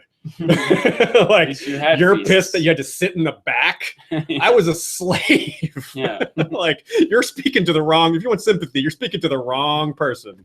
I brought you back to life. I mean, about the wrong thing, because there's other things to legit feel bad for him about. Yeah, right? It's true. Yeah. I mean, he wasn't like feeling sorry for himself. He was just like, this room has memories and they're not all good, being nostalgic, I guess. Yeah. And John is just kind of, that's the way he is. He isn't high or low on his emotions. He's just always kind of middle. Because he's very internalized. He's like his non-father, the guy who raised him. His uncle Ned is really who he is, and it's very much like Ned. Ned's very stone-faced. He takes things in stride. He doesn't really get really angry or really sad. He does, but he doesn't express it. Right? Yeah. He's got a poker face. I just thought of something. I don't know why this popped in my head just now, but I wonder if on some level, when John killed Ollie. Just for killing my girlfriend, man. that never occurred to me till just now that Ollie actually killed.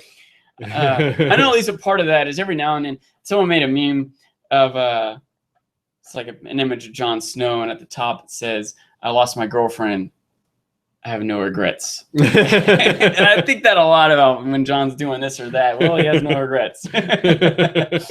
And no regrets when he killed Ollie. Yeah. So another important line from the actual raising of John up to the King in the North, which I think will matter later, is Lyanna Mormont specifically says he's got Ned Stark's blood in his veins. Nope. Yeah, does know he don't. I did think about that. I was like, well, he has Stark blood in his veins. He is a Stark. Lyanna has what's their father's name? I can't Rickard, yeah. Rickard. Ned's father. They have the same father, yeah. Father, and Ned had Rickard. So if the transitive properties here, right? He's still a Stark. I guess technically. Yeah, he is definitely a Stark. I mean, if Lyanna and Rhaegar were married, he would be a Targaryen if that marriage is recognized, because polygamy isn't legal. But there is some precedent for it. Although when it happened, it was received very poorly. In fact, it was received very poorly by the faith. And the king who did it, apart from Aegon the Conqueror himself, who when he took the throne, he already had 2 wives. But when his second son, Maegor the Cruel, took over, Maegor did the multiple wife thing because he couldn't have a child. He wasn't having children, so he kept trying to have children with other wives. And the faith militant, was his biggest enemy because they hate incest. They hate children of incest, and they hate multiple polygamy. And he and his successor are the reason the Faith Militant were destroyed in the first place.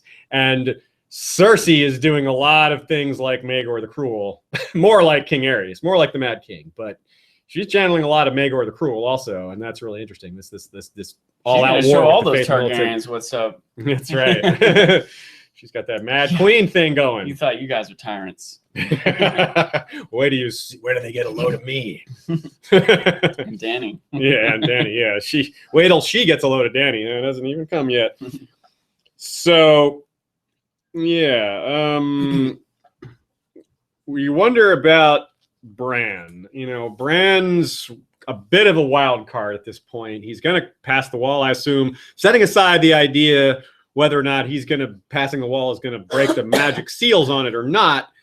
We don't know. That's a real wild card. Just how the information is going to come out. He knows who Jon's parents are now.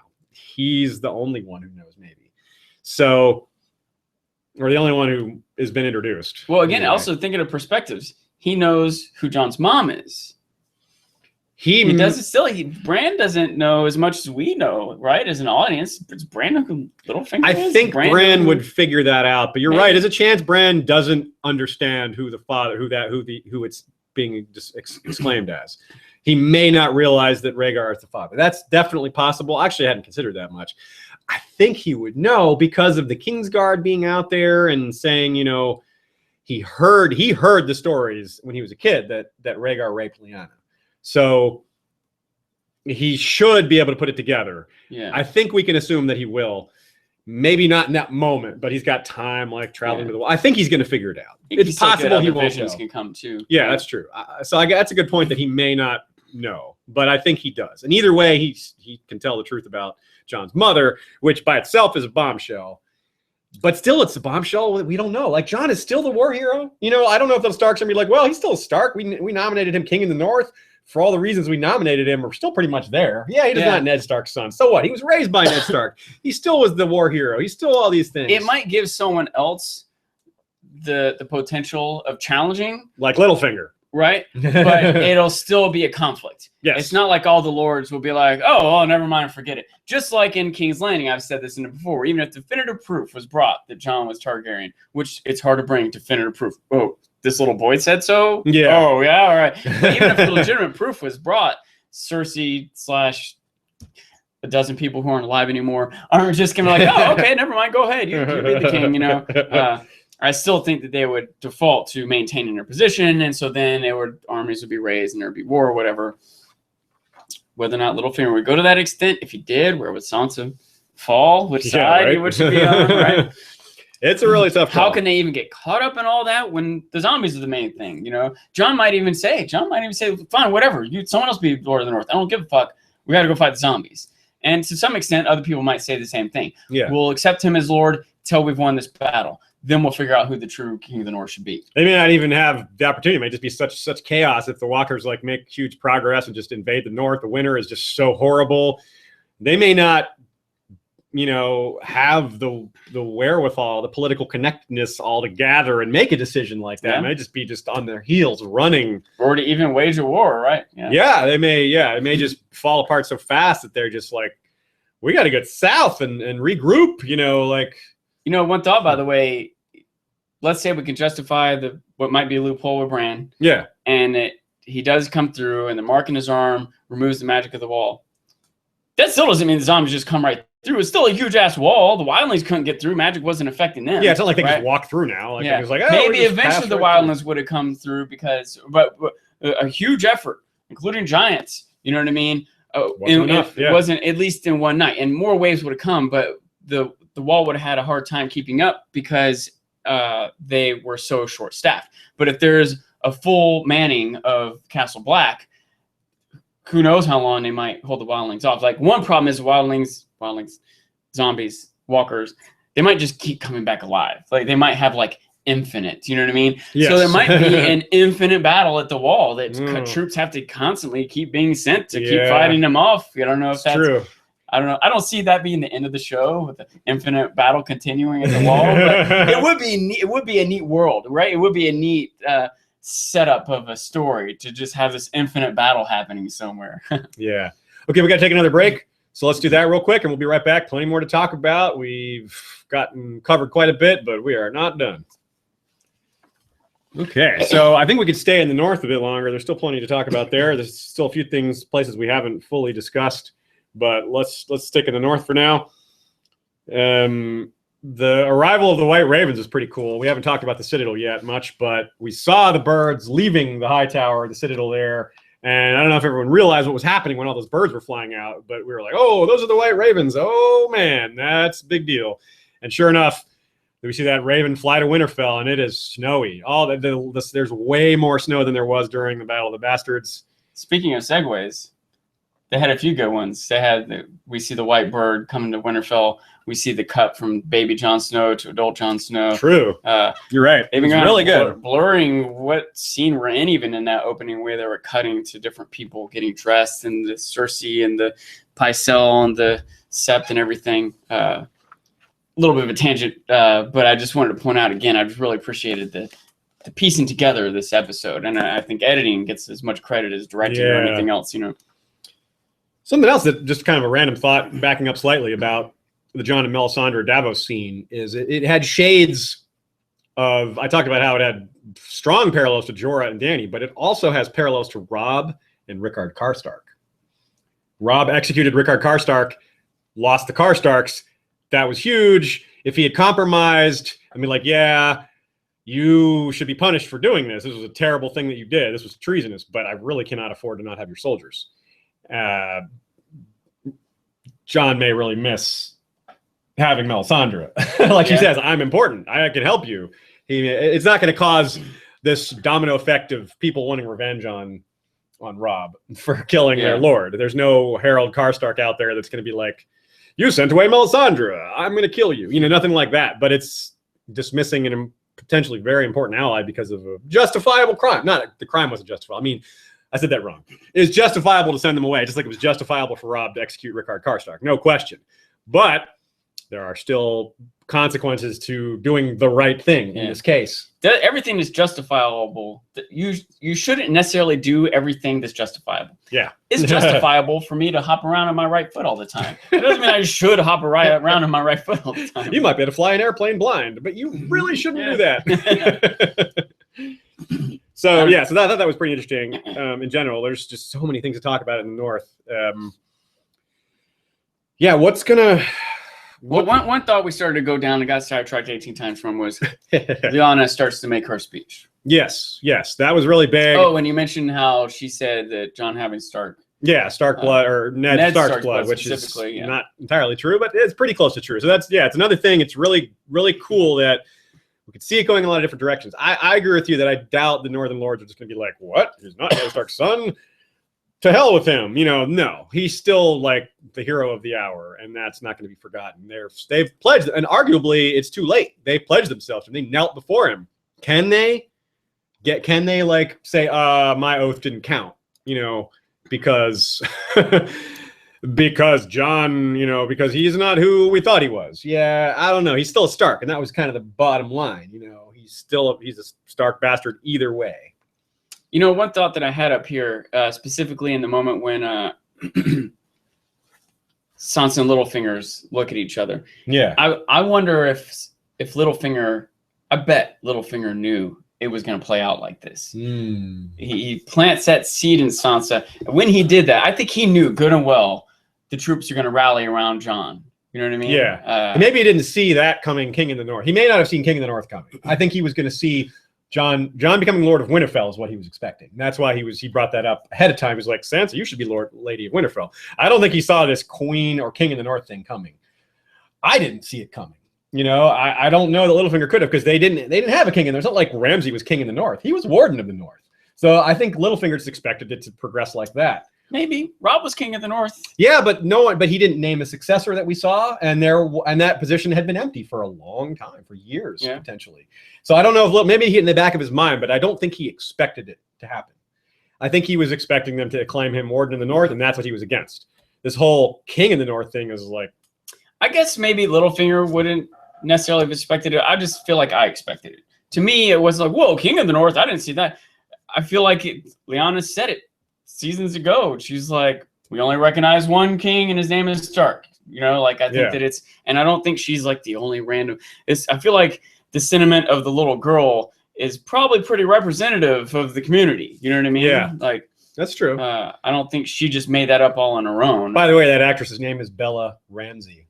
No, really? Yeah, Bella Ramsey. I'm glad she got more lines. I was wondering, you know, she was in the back of the battle there. She was, you know, in the parlay with Ramsey and John. She didn't have any lines there. She just gave the look, you know, which was pretty strong. I'm so glad she got more lines. And she got more than more lines. She got great lines. She got a great speech, and the other Northern Lords were like, she's my new hero. She's my new hero, man. She's that awesome. whole scene. I felt like I was kind of like fighting back a big smile. I just wanted to like. I had the emotion of a laugh on my face. You know what I mean? I felt like Sansa had it too, and I was like, And it was also neat that's a new potential central character, Manderley. That guy. Yes, I don't think we've seen him before, and it kind of featured him there, right? Yes, he was very, very slightly. He's been mentioned before, but that was absolutely his first appearance. But his son was seen at the Red Wedding, and he was killed. And that's what Lyanna Mormont says. He's like, your son was killed at the Red Wedding. You still didn't stand up to the Boltons or whatever. And I thought it was neat how she took like 3 different. Like she's like, you know, you were part of the treason at the Red Wedding. You took a personal loss. Like she came in for 3 different angles. You know what I mean? Mm-hmm. You suffered at the Red Wedding, did nothing. You suffered at the hand of the Boltons directly, did nothing, and you just did nothing to the Glover. The Glover did nothing. He just sat on the sidelines. He didn't fight for Ramsay, and he didn't fight for the Starks. You were approached at a time of need. Yes, because we saw that scene with Ramsay or not with Ramsay, but John and John and Sansa going to him at their moment of greatest need. Like you swore an allegiance, and now here's the time for your allegiance. You didn't come through. You personally suffered at this. You know, you have reason for revenge, and still, you guys like, well, I'm doing it. I don't know what you old men are doing, but the young women here know what's up. So that's pretty cool. It's like the young people reminding the old people their duty again. You know, it's like they all felt a little shamed. You know, they were shamed, and then they were like, man, this little girl is the one telling us this. Like, damn, she's right though. You know, it's like the little girl's telling you your business. You might have messed up. You know, like she's really wiser and braver than all of us. Yeah, I guess so. Evidence is pretty strong. So you wonder, you know, they all rally, they all, you know, agree that they did the wrong thing, but they're willing to make up for it. You know, John says himself, John's very forgiving. He doesn't really take Sansa to task for not telling him about Littlefinger. He's not mad at Glover for not backing him, but that's just John. He's just real humble like that. And yeah, that's just kind of his character. So that's actually something we haven't talked about is the resolution of Sansa not telling about the Vale Knights. And a lot of people had issues with how that was done. And I personally thought there could be some major issues with it. And I was mostly reserving judgment to see how they played it out. And I thought this was a solid enough way to play it out. It wasn't like super exhaustively explanative and didn't like say, oh, that totally makes sense. But I kind of get it. I don't think it was the strongest plot, but I don't think it was bad writing. Some people are saying it's bad writing, and I don't agree with that. I think it was. I don't think so either. I think it wasn't super strong writing. I had to think about it. Yeah. And as I thought about it, it made sense to me. You know. Yeah. Sometimes when I have to think about it, it still doesn't make sense or makes even less sense. And I get really bothered at that. Yes. But I want the show to make me think. I want to be thinking. Yeah. And when I get to thinking and I can piece it together, I feel good about it. And I did. I'm pretty sure I talked about this.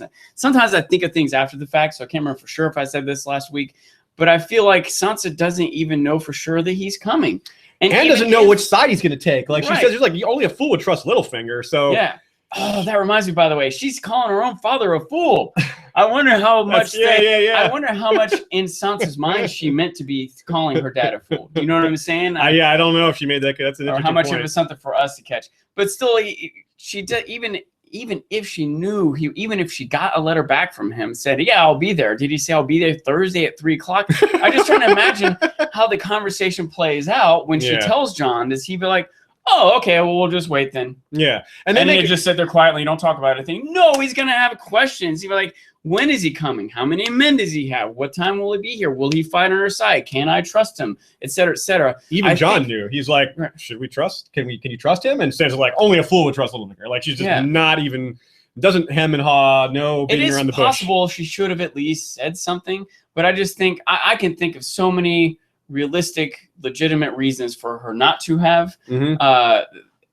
And maybe some bad it doesn't mean I'm not necessarily saying she absolutely should not have said a word no matter what, but I also don't think it's terrible writing that she didn't say a word. I think we're somewhere in the middle, that she probably made a mistake as a person by not telling him. She admits it. And she had several legit reasons for not telling him. And it doesn't necessarily mean it's bad writing just because a character makes a poor action, you know. I thought they raised it pretty well too. The way they brought it up was kind of telling. John says, Littlefinger sold you to the Boltons. And she's like, yeah. So tells you right there. Are you sure Littlefinger isn't just going to work with the Boltons? Are you sure he isn't going to side with them? And that's part of why Sansa was afraid to bring it up. She's like, yeah, I don't know if we can trust this guy. I don't know if bringing this army is actually going to go well for us. He might just attack the wildlings. John was afraid to bring it up when he was asked, who else is in your army? Who are we fighting with? The wildlings. You know, he had his reasons. You know what I mean? Yeah, you're right. The Glovers were like, when he was we're not fighting with the wildlings. The Valemen were like, when they even after the battle, Lord Royce is like, I didn't bring them over. You know, it wasn't my choice. You know, it's still like we're holding it out. Like there's a lot of prejudice, very deep-seated prejudice against the wildlings, even as far south as Randall Tarley, really, really far away from the wildlings. Right. Royce is closer to the wall than Sam's family by far, but he's still pretty damn far from it. But he knows what it's all about. That was his son that was killed in season 1, episode 1, the first scene. Yeah. That was his son. So he's clearly been a supporter of the Night's Watch for a long time. He respects the old traditions there. But he's got the same prejudices. He's like, nah, there's wildlings. We don't know. And the Knights of the Vale in particular are known for being the most like prideful and arrogant because they are the original Andal blood. The Andals first came to the Vale. That's where they first landed, and then they expanded from there. So the most ancient Andal families are in the Vale. So they have this extra level of pride. So the wildlings are, you know, that's how it tends to work. Like the upper class kind of looks down at the lower class. That's a common trope in reality as well as in many TV shows. And so that's pretty much what we're seeing there. I wonder if that will come up more or whether, you know, John's just going to be like, nope, they're a part of the army. I'm the king. And they have earned their keep. We'll see. That could be another point of contention. Maybe that's something that Littlefinger uses. Oh, yeah. That just occurred to me just now. Like, Littlefinger could be like, the wildlings, blah, blah, blah, blah, blah. You know, they're on the side. That he could definitely get some Northern Lords upset. He can play on that. Against John. I mean, Royce is already kind of under his control a bit. And then Royce is already, you know, on that side of things. You know, he's already against the wildlings. So that might have actually been a more meaningful line than we think. I realize at this point. Okay, so another scene we just haven't talked about at all. A couple of other scenes. Do you have anything more you want to say about the North? Because I think we can move on from it unless you have. I'll think of more. Okay. Let's see. Okay, so let's go to Old Town. That was awesome. I loved seeing Old Town. It looked so cool. We were really hoping we'd see it. There seemed to be a little doubt after Sam stole Heartsbane. We were wondering maybe we wouldn't see it, but we actually knew we would because of trailer spoilers. So we didn't. We only said that towards the end of the other episodes, but we knew it was coming, but we didn't know whether we would actually see Old Town because we could just see inside the Citadel, start there, and not see the outside of the city. So it was really good to get that shot. The Citadel looked so cool. Oh man! If you guys didn't catch it, the little astrolabe at the beginning of the intro was hanging there. Well, in a couple spots, there's a couple of them there, and something Ashaya picked out from looking from she kind of noticed it and then looked it up. Each of the little chains that was tied to those books were a specific type of metal. The books were cataloged by the type of chains were referred because, you know, the Maester's chains have the different types of metal that refer to different types of learning. Well, the books were cataloged that way. It's like the Dewey Decimal System of metallics. So I thought that was really neat. That's really, really nice touches. It just looked, it reminded, I mean, I'm probably not nearly the only one, but when you saw it, did you think Library of Alexandria? Yeah. Yep. Okay, right on. Yeah. In fact, one of my thoughts was this place should be better guarded. Like there should be firemen just standing on hand at all moments. There should be soldiers at that. The value in there. It might be the most. It might be the most valuable thing in the world of Westeros. It might be. I don't think that I don't think the problem is that most Westerosi wouldn't agree with that. Like you and I look from the outside, we're like, that's knowledge. That's hugely important. We know how important that is. But I think most Westerosi, like they have the attitude of Bronn. I suppose most people in the real don't world read too much. You ruin your either. sword. You ruin your eyes. You know, reading stuff like that. They just have this attitude. Yeah, most of Westeros is illiterate, so they can't. It's really hard for them to even grasp the concept of how important all that knowledge is. Which is why that guy is. You see why that, which is kind of plays out in that guy, the guy at the front desk there, who's by the way a famous Danish comedian apparently, who is like, he's real snooty because he's probably just like used to like the average person not having, being kind of illiterate and not well studied. They're ignorant. So he just thinks most of the world is ignorant. So he's got a snooty attitude towards anyone who's not one of them. And then Sam's like, I'm going to be the new maester, and he looks at him like, you? And he's like, this is highly irregular. So yeah, I really like that. That was pretty cool. Too bad for Gilly. Felt bad for her. Like Sam's seeing all these amazing things, and she's just like, yeah, I guess I'll just wait here in this huge empty room. The baby, like she's just like, I gotta go to the bathroom. Yeah, like where do I go? I'm gonna go find a corner to pee, and no one will find it for months. Yeah. It was a little awkward. Funny. I want to just in my mind believe that Sam immediately turns around and comes back out to her. Now we'll go back and read books later, but I just think it's so weird that she's just standing there waiting. And it makes you just kind of wonder, you'd think there'd be some other people in there waiting too. The only person that shows up here, that seems like this would be like a tourist site. It'd be like if you went to the Lincoln Memorial and you're like the only person there. And then some guy says, no women and children. So there's maybe not a whole lot to say there. I think it was kind of neat that they have the Archmaester, but they don't show him. So that's like we're going to see who that's going to be. It's going to be cast for next season. Sam's waiting for that. Yeah, what's going to happen? So that's just wide open. I kind of like that idea. They don't, they kind of made that mistake in the past. They showed the three-eyed raven and then they changed, then they recast him. It was like they avoided that awkwardness by just not holding off casting him. Yeah. Just saying, okay, you can wait in the library while until he comes to meet you. Like, yeah, I was almost expecting to see him.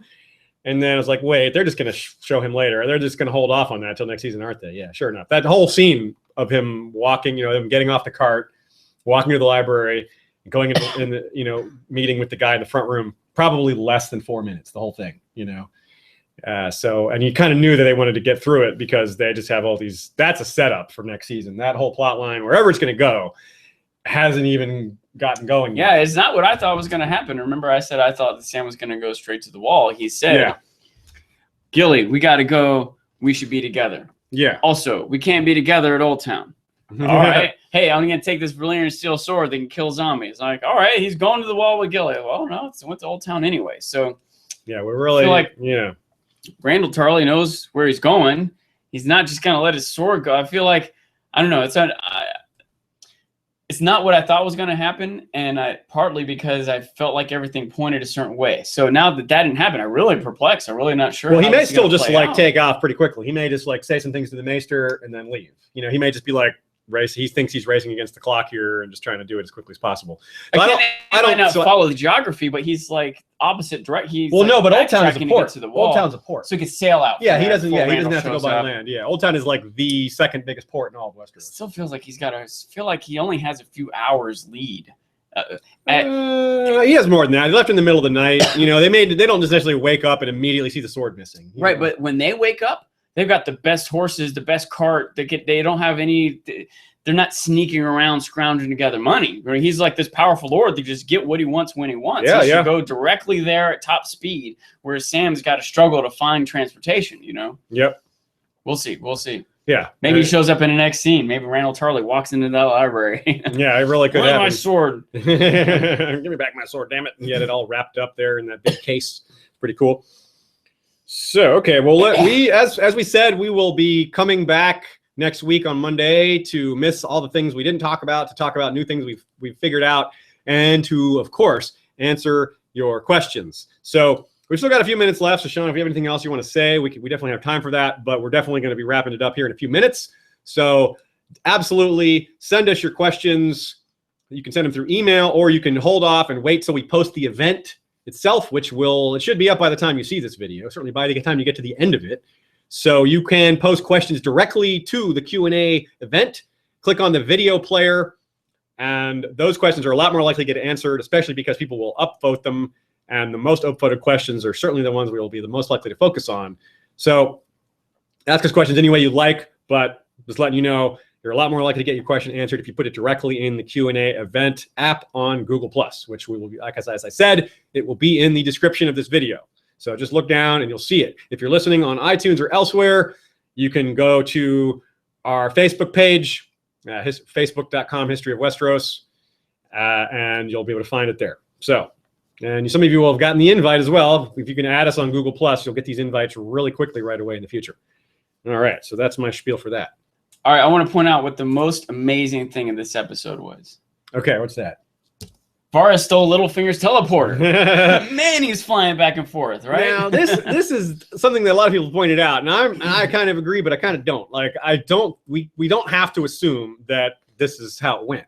We can assume that months have passed from that meeting from Varys and Ilaria and Olenna. Yeah. Obviously, we know that scene happens pretty soon after Cersei blows everybody up, because Olenna's already aware of what happened, and so is Ilaria. But after that point, and we see Cersei in the same day crown herself. So that all happens one time. So we're seeing these things at the same time.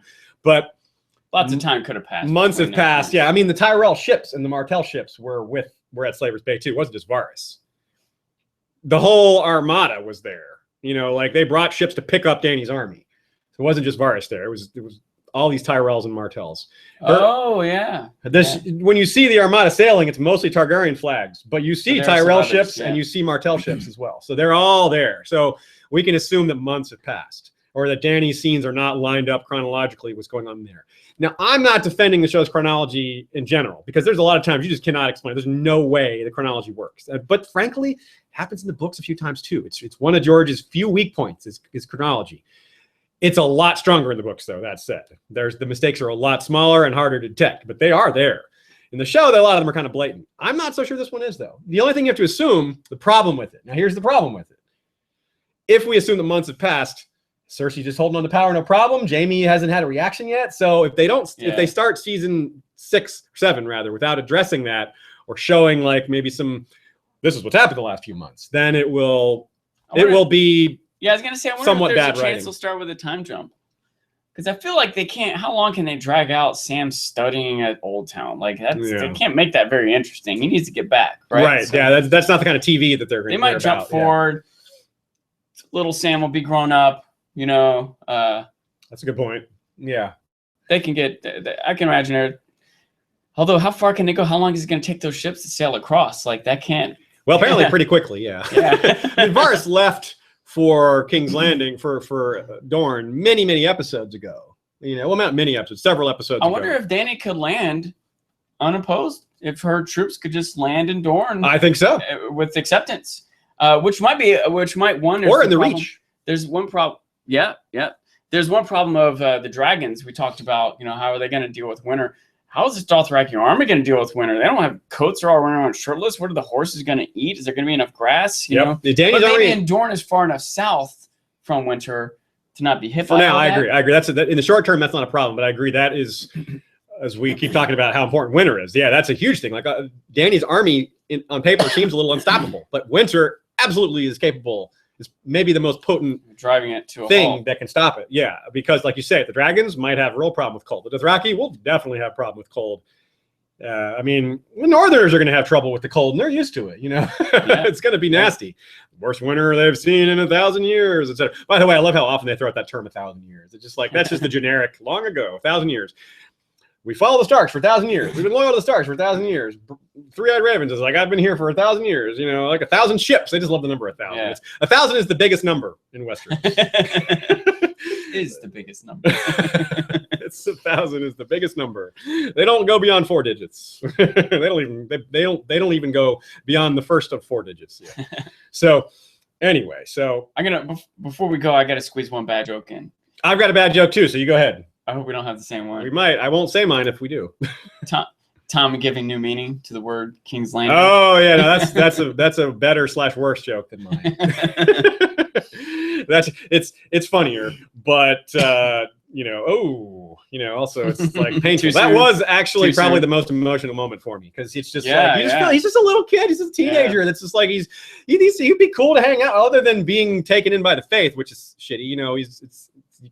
You still feel bad for him. Even with that, he's trying to do the right thing. He's all about peace. Step. Yeah.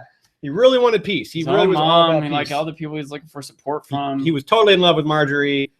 He liked his in-laws. He liked Loras, kind of. And he just, it's just horrible. And the music stopped for that moment, and you're just like, I saw it coming right away. We took his crown off. I'm like, oh god.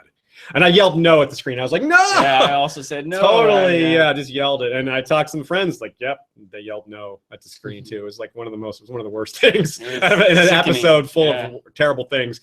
Something about that innocence being just like falling apart like that, it just really hits hard. You hate seeing children suffer like that, and so for someone to kill themselves, it's their internal this internal suffering has to be just above peak. It's beyond the scale of anything that most of us can even comprehend. Even if I'm sure there's people out there, maybe some listening, who have had suicidal thoughts before, maybe worse.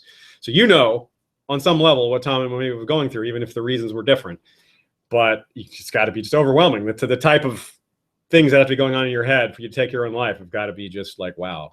Most of us have no idea, just none at all. Which describes how a lot of characters are right now. Like, no one can understand Cersei's point of view. No one really can. You can only kind of break it down intellectually, but you can't really know what it's like. Same with Jon. Dude was dead. And now he's like, all this responsibility is being put on me. Like, I'm the guy that is to lead us against this great ancient evil. Like, damn, what a Theon bunch of responsibility. They featured him as much as anyone in that final scene. Oh, yeah, he's looking up. Yeah, you're right. Theon was like, I feel like they're setting him up. I said this before, kind of jokingly, about now who really has plot armor. But I feel like this episode really did kind of set forth who we're really following here, And I think Theon, I think Jon, Sansa, Jaime, Cersei, Arya, Theon, Dany. Yeah, those are the main people. Yeah, so like, by the way, Bran. Yeah, Bran. And what's next for Arya? That's a big question. Y'all can make some suggestions. We'll talk about that in our Q&A next week. Well, I don't have any quick answers. I mean, maybe reuniting with Jon would be wonderful. Like that was basically her best friend among the siblings. And Jon liked Arya the most for the same reason. They kind of got along in a lot of ways. In fact, I don't know if this has been mentioned in the show or not. I forget, but the mentions there's numerous mentions in the book where out of all of Ned's children, the one most like Lyanna is Arya. Like, there's a lot of comparisons there. Like, Ned thinks of her because of her wanting to fight and her, being a bit of a tomboy. Maybe not a bit, quite a tomboy. Lyanna was also that. You could see that. Like, you saw that in that earlier scene when she comes in riding her horse, and she knows she's giving Willis Hodor advice on fighting, so she knows her stuff. Like, that's not a typical noble lady, So that's the connection there. So, and that could play out with Arya interacting with Jon, and who Jon's real mother is, etc. That'll have some thematic resonance, I think. But we don't have time for that. We're gonna do like, even though it sounds kind of funny to think about that after 2 hours plus of discussion, we're gonna leave y'all wanting more because we haven't discussed everything we can discuss. So we're gonna cut it out now, and I'll do. Wait, you got to do your bad joke. Oh, I didn't do my bad joke. The biggest injustice of all in that episode. The girl that was sleeping with Pycelle, he's like, I'll pay you later. Oh, she's not getting paid. Yeah. Oh, my God. How unfair is that? She'll never collect that debt, Damn it. Totally lost in the shuffle, too. No one even, hardly anyone caught that. Kyburn will hook her up. Super. I don't know if he wants to be dealing with him. Anyway, okay, so let's do our acknowledgments. Thanks, Sean, for being here. Thanks for being with me all season here. I'm sure you had a lot of fun, but definitely appreciate the work. Thanks to our History of Westeros bards for providing the music for the audio versions of our episodes on iTunes and SoundCloud and Google Play. That would be Joey Townsend and Jesse Kowal. Thanks, guys. Thanks to our other behind-the-scenes folks, in particular Ashea, as this one. She'll be on our Wednesday episode as well, but a lot of her insights came out of my mouth in this episode, but a lot of those were actually hers. So thanks for that. And we will see you on Wednesday if you're a book reader. And if not, we'll see you on Monday for our wrap-up. So thanks to First Lord Cash Craig, Hand of the King, Lord of Mines, and Lord of Makers, and the Black Pupil. Lord Jim the Fortuitous of Wars and Politics of Ice and Fire blog and Warden of the West. Lord George Stormsville the Cunning, Lord of the Chiliad and Warden of the East. Also Lord John Reed of Castle Woodbridge, the Lord Borealis, the Light of the North, and Warden of the North. Lady Kelly McMath of Covington is Lady of the Villa Hills and Crescent Springs and Warden of the South. Also our small council, made up of Lord James Inkblade, the Scholar Knight, Master of Whisperers. Grand Maester Saria of the Barrows, Cinder of the Citadel, smart enough to avoid Qyburn's chambers there. Lord Robert Jacobs is Master of Coin. Rosie the Clever is Master of Laws. Lord James Tuttle is Master of Ships. Lords and ladies in their castles include Lady Direliz of Castle Naki, the Alpha Patron. Lord Dan of the Red Mountains and Castle Great Bell is Breaker of the Second Stone. Lord Skip of the Veldt is Lord of Castle Ganges. Kebeth the Unfrozen is Lord of the Bricks and Castle Crimson Light. Mary Meg is Lady of the Bloody Stepstones. Gregor the Toasty is Lord of the Bread Fort. Alicia Everlasting of the Green Blood is Lady of Desert Rose. Geoffrey the Unflinching is Lord of Sand Lake. Lord Greybay is of the Queen City. Lord Ryan of Castle Stonegate is Guardian of the Rocky Mountain Pass. Lord Garin de Haviland is of Devil's Hand Keep. Lord Brandon Slate is the Norse Hammer and Harbinger of the Old Gods. Lady Brame is Light of the Winter's Garden and Beacon of the Northwest. Ashlyn Winter is the Hawk's Eye and Lady of Castle Skyfall. Lady Mikkel of Moonacre is leader of the Werewood Protectorate Alliance. Lady Cachan Volant is of Swine Harbor. Lord Barone of Hillcrest is Lord of the Halls and wielder of the Valyrian steel machete Everglazed. And Lord Alistair Whitaker is Lord of the Dawnhold. Also thanks to Sir Troy the Steady, our King's Justice, wielder of the Valyrian steel blade Fate. Our Kingsguard is commanded by Lord Commander Dubbington, the Red Bear, and the History of Westeros Night's Watch is commanded by Lord Commander George the Golden, backed up by First Ranger Fabian Flowers, the bastard of Greenshield, and First Steward Dolores Roenick Cantrell, wielder of the Valyrian Spoon. All right. So thanks, everybody. Thanks for everybody who was sticking with us this season. We know you have a lot of choices for reviews out there. A lot of people talk about Game of Thrones. That's because it's awesome. So, hey, nothing wrong with that. But like I said, you have a choice, and you chose us, so we appreciate that. But we're not done yet. Like I said, we'll be back on Monday with one more episode from the show-only perspective, as well as doing a couple more book-related episodes. So watch out for those. We'll see you then. On behalf of everyone on the History of Westeros team, Valar Morghulis, Valar the Winds of Winterus, Valar Season 6. It has come to an end. But our reviews have not. Not quite. So we'll see you next time. Adios. For your health, dummy.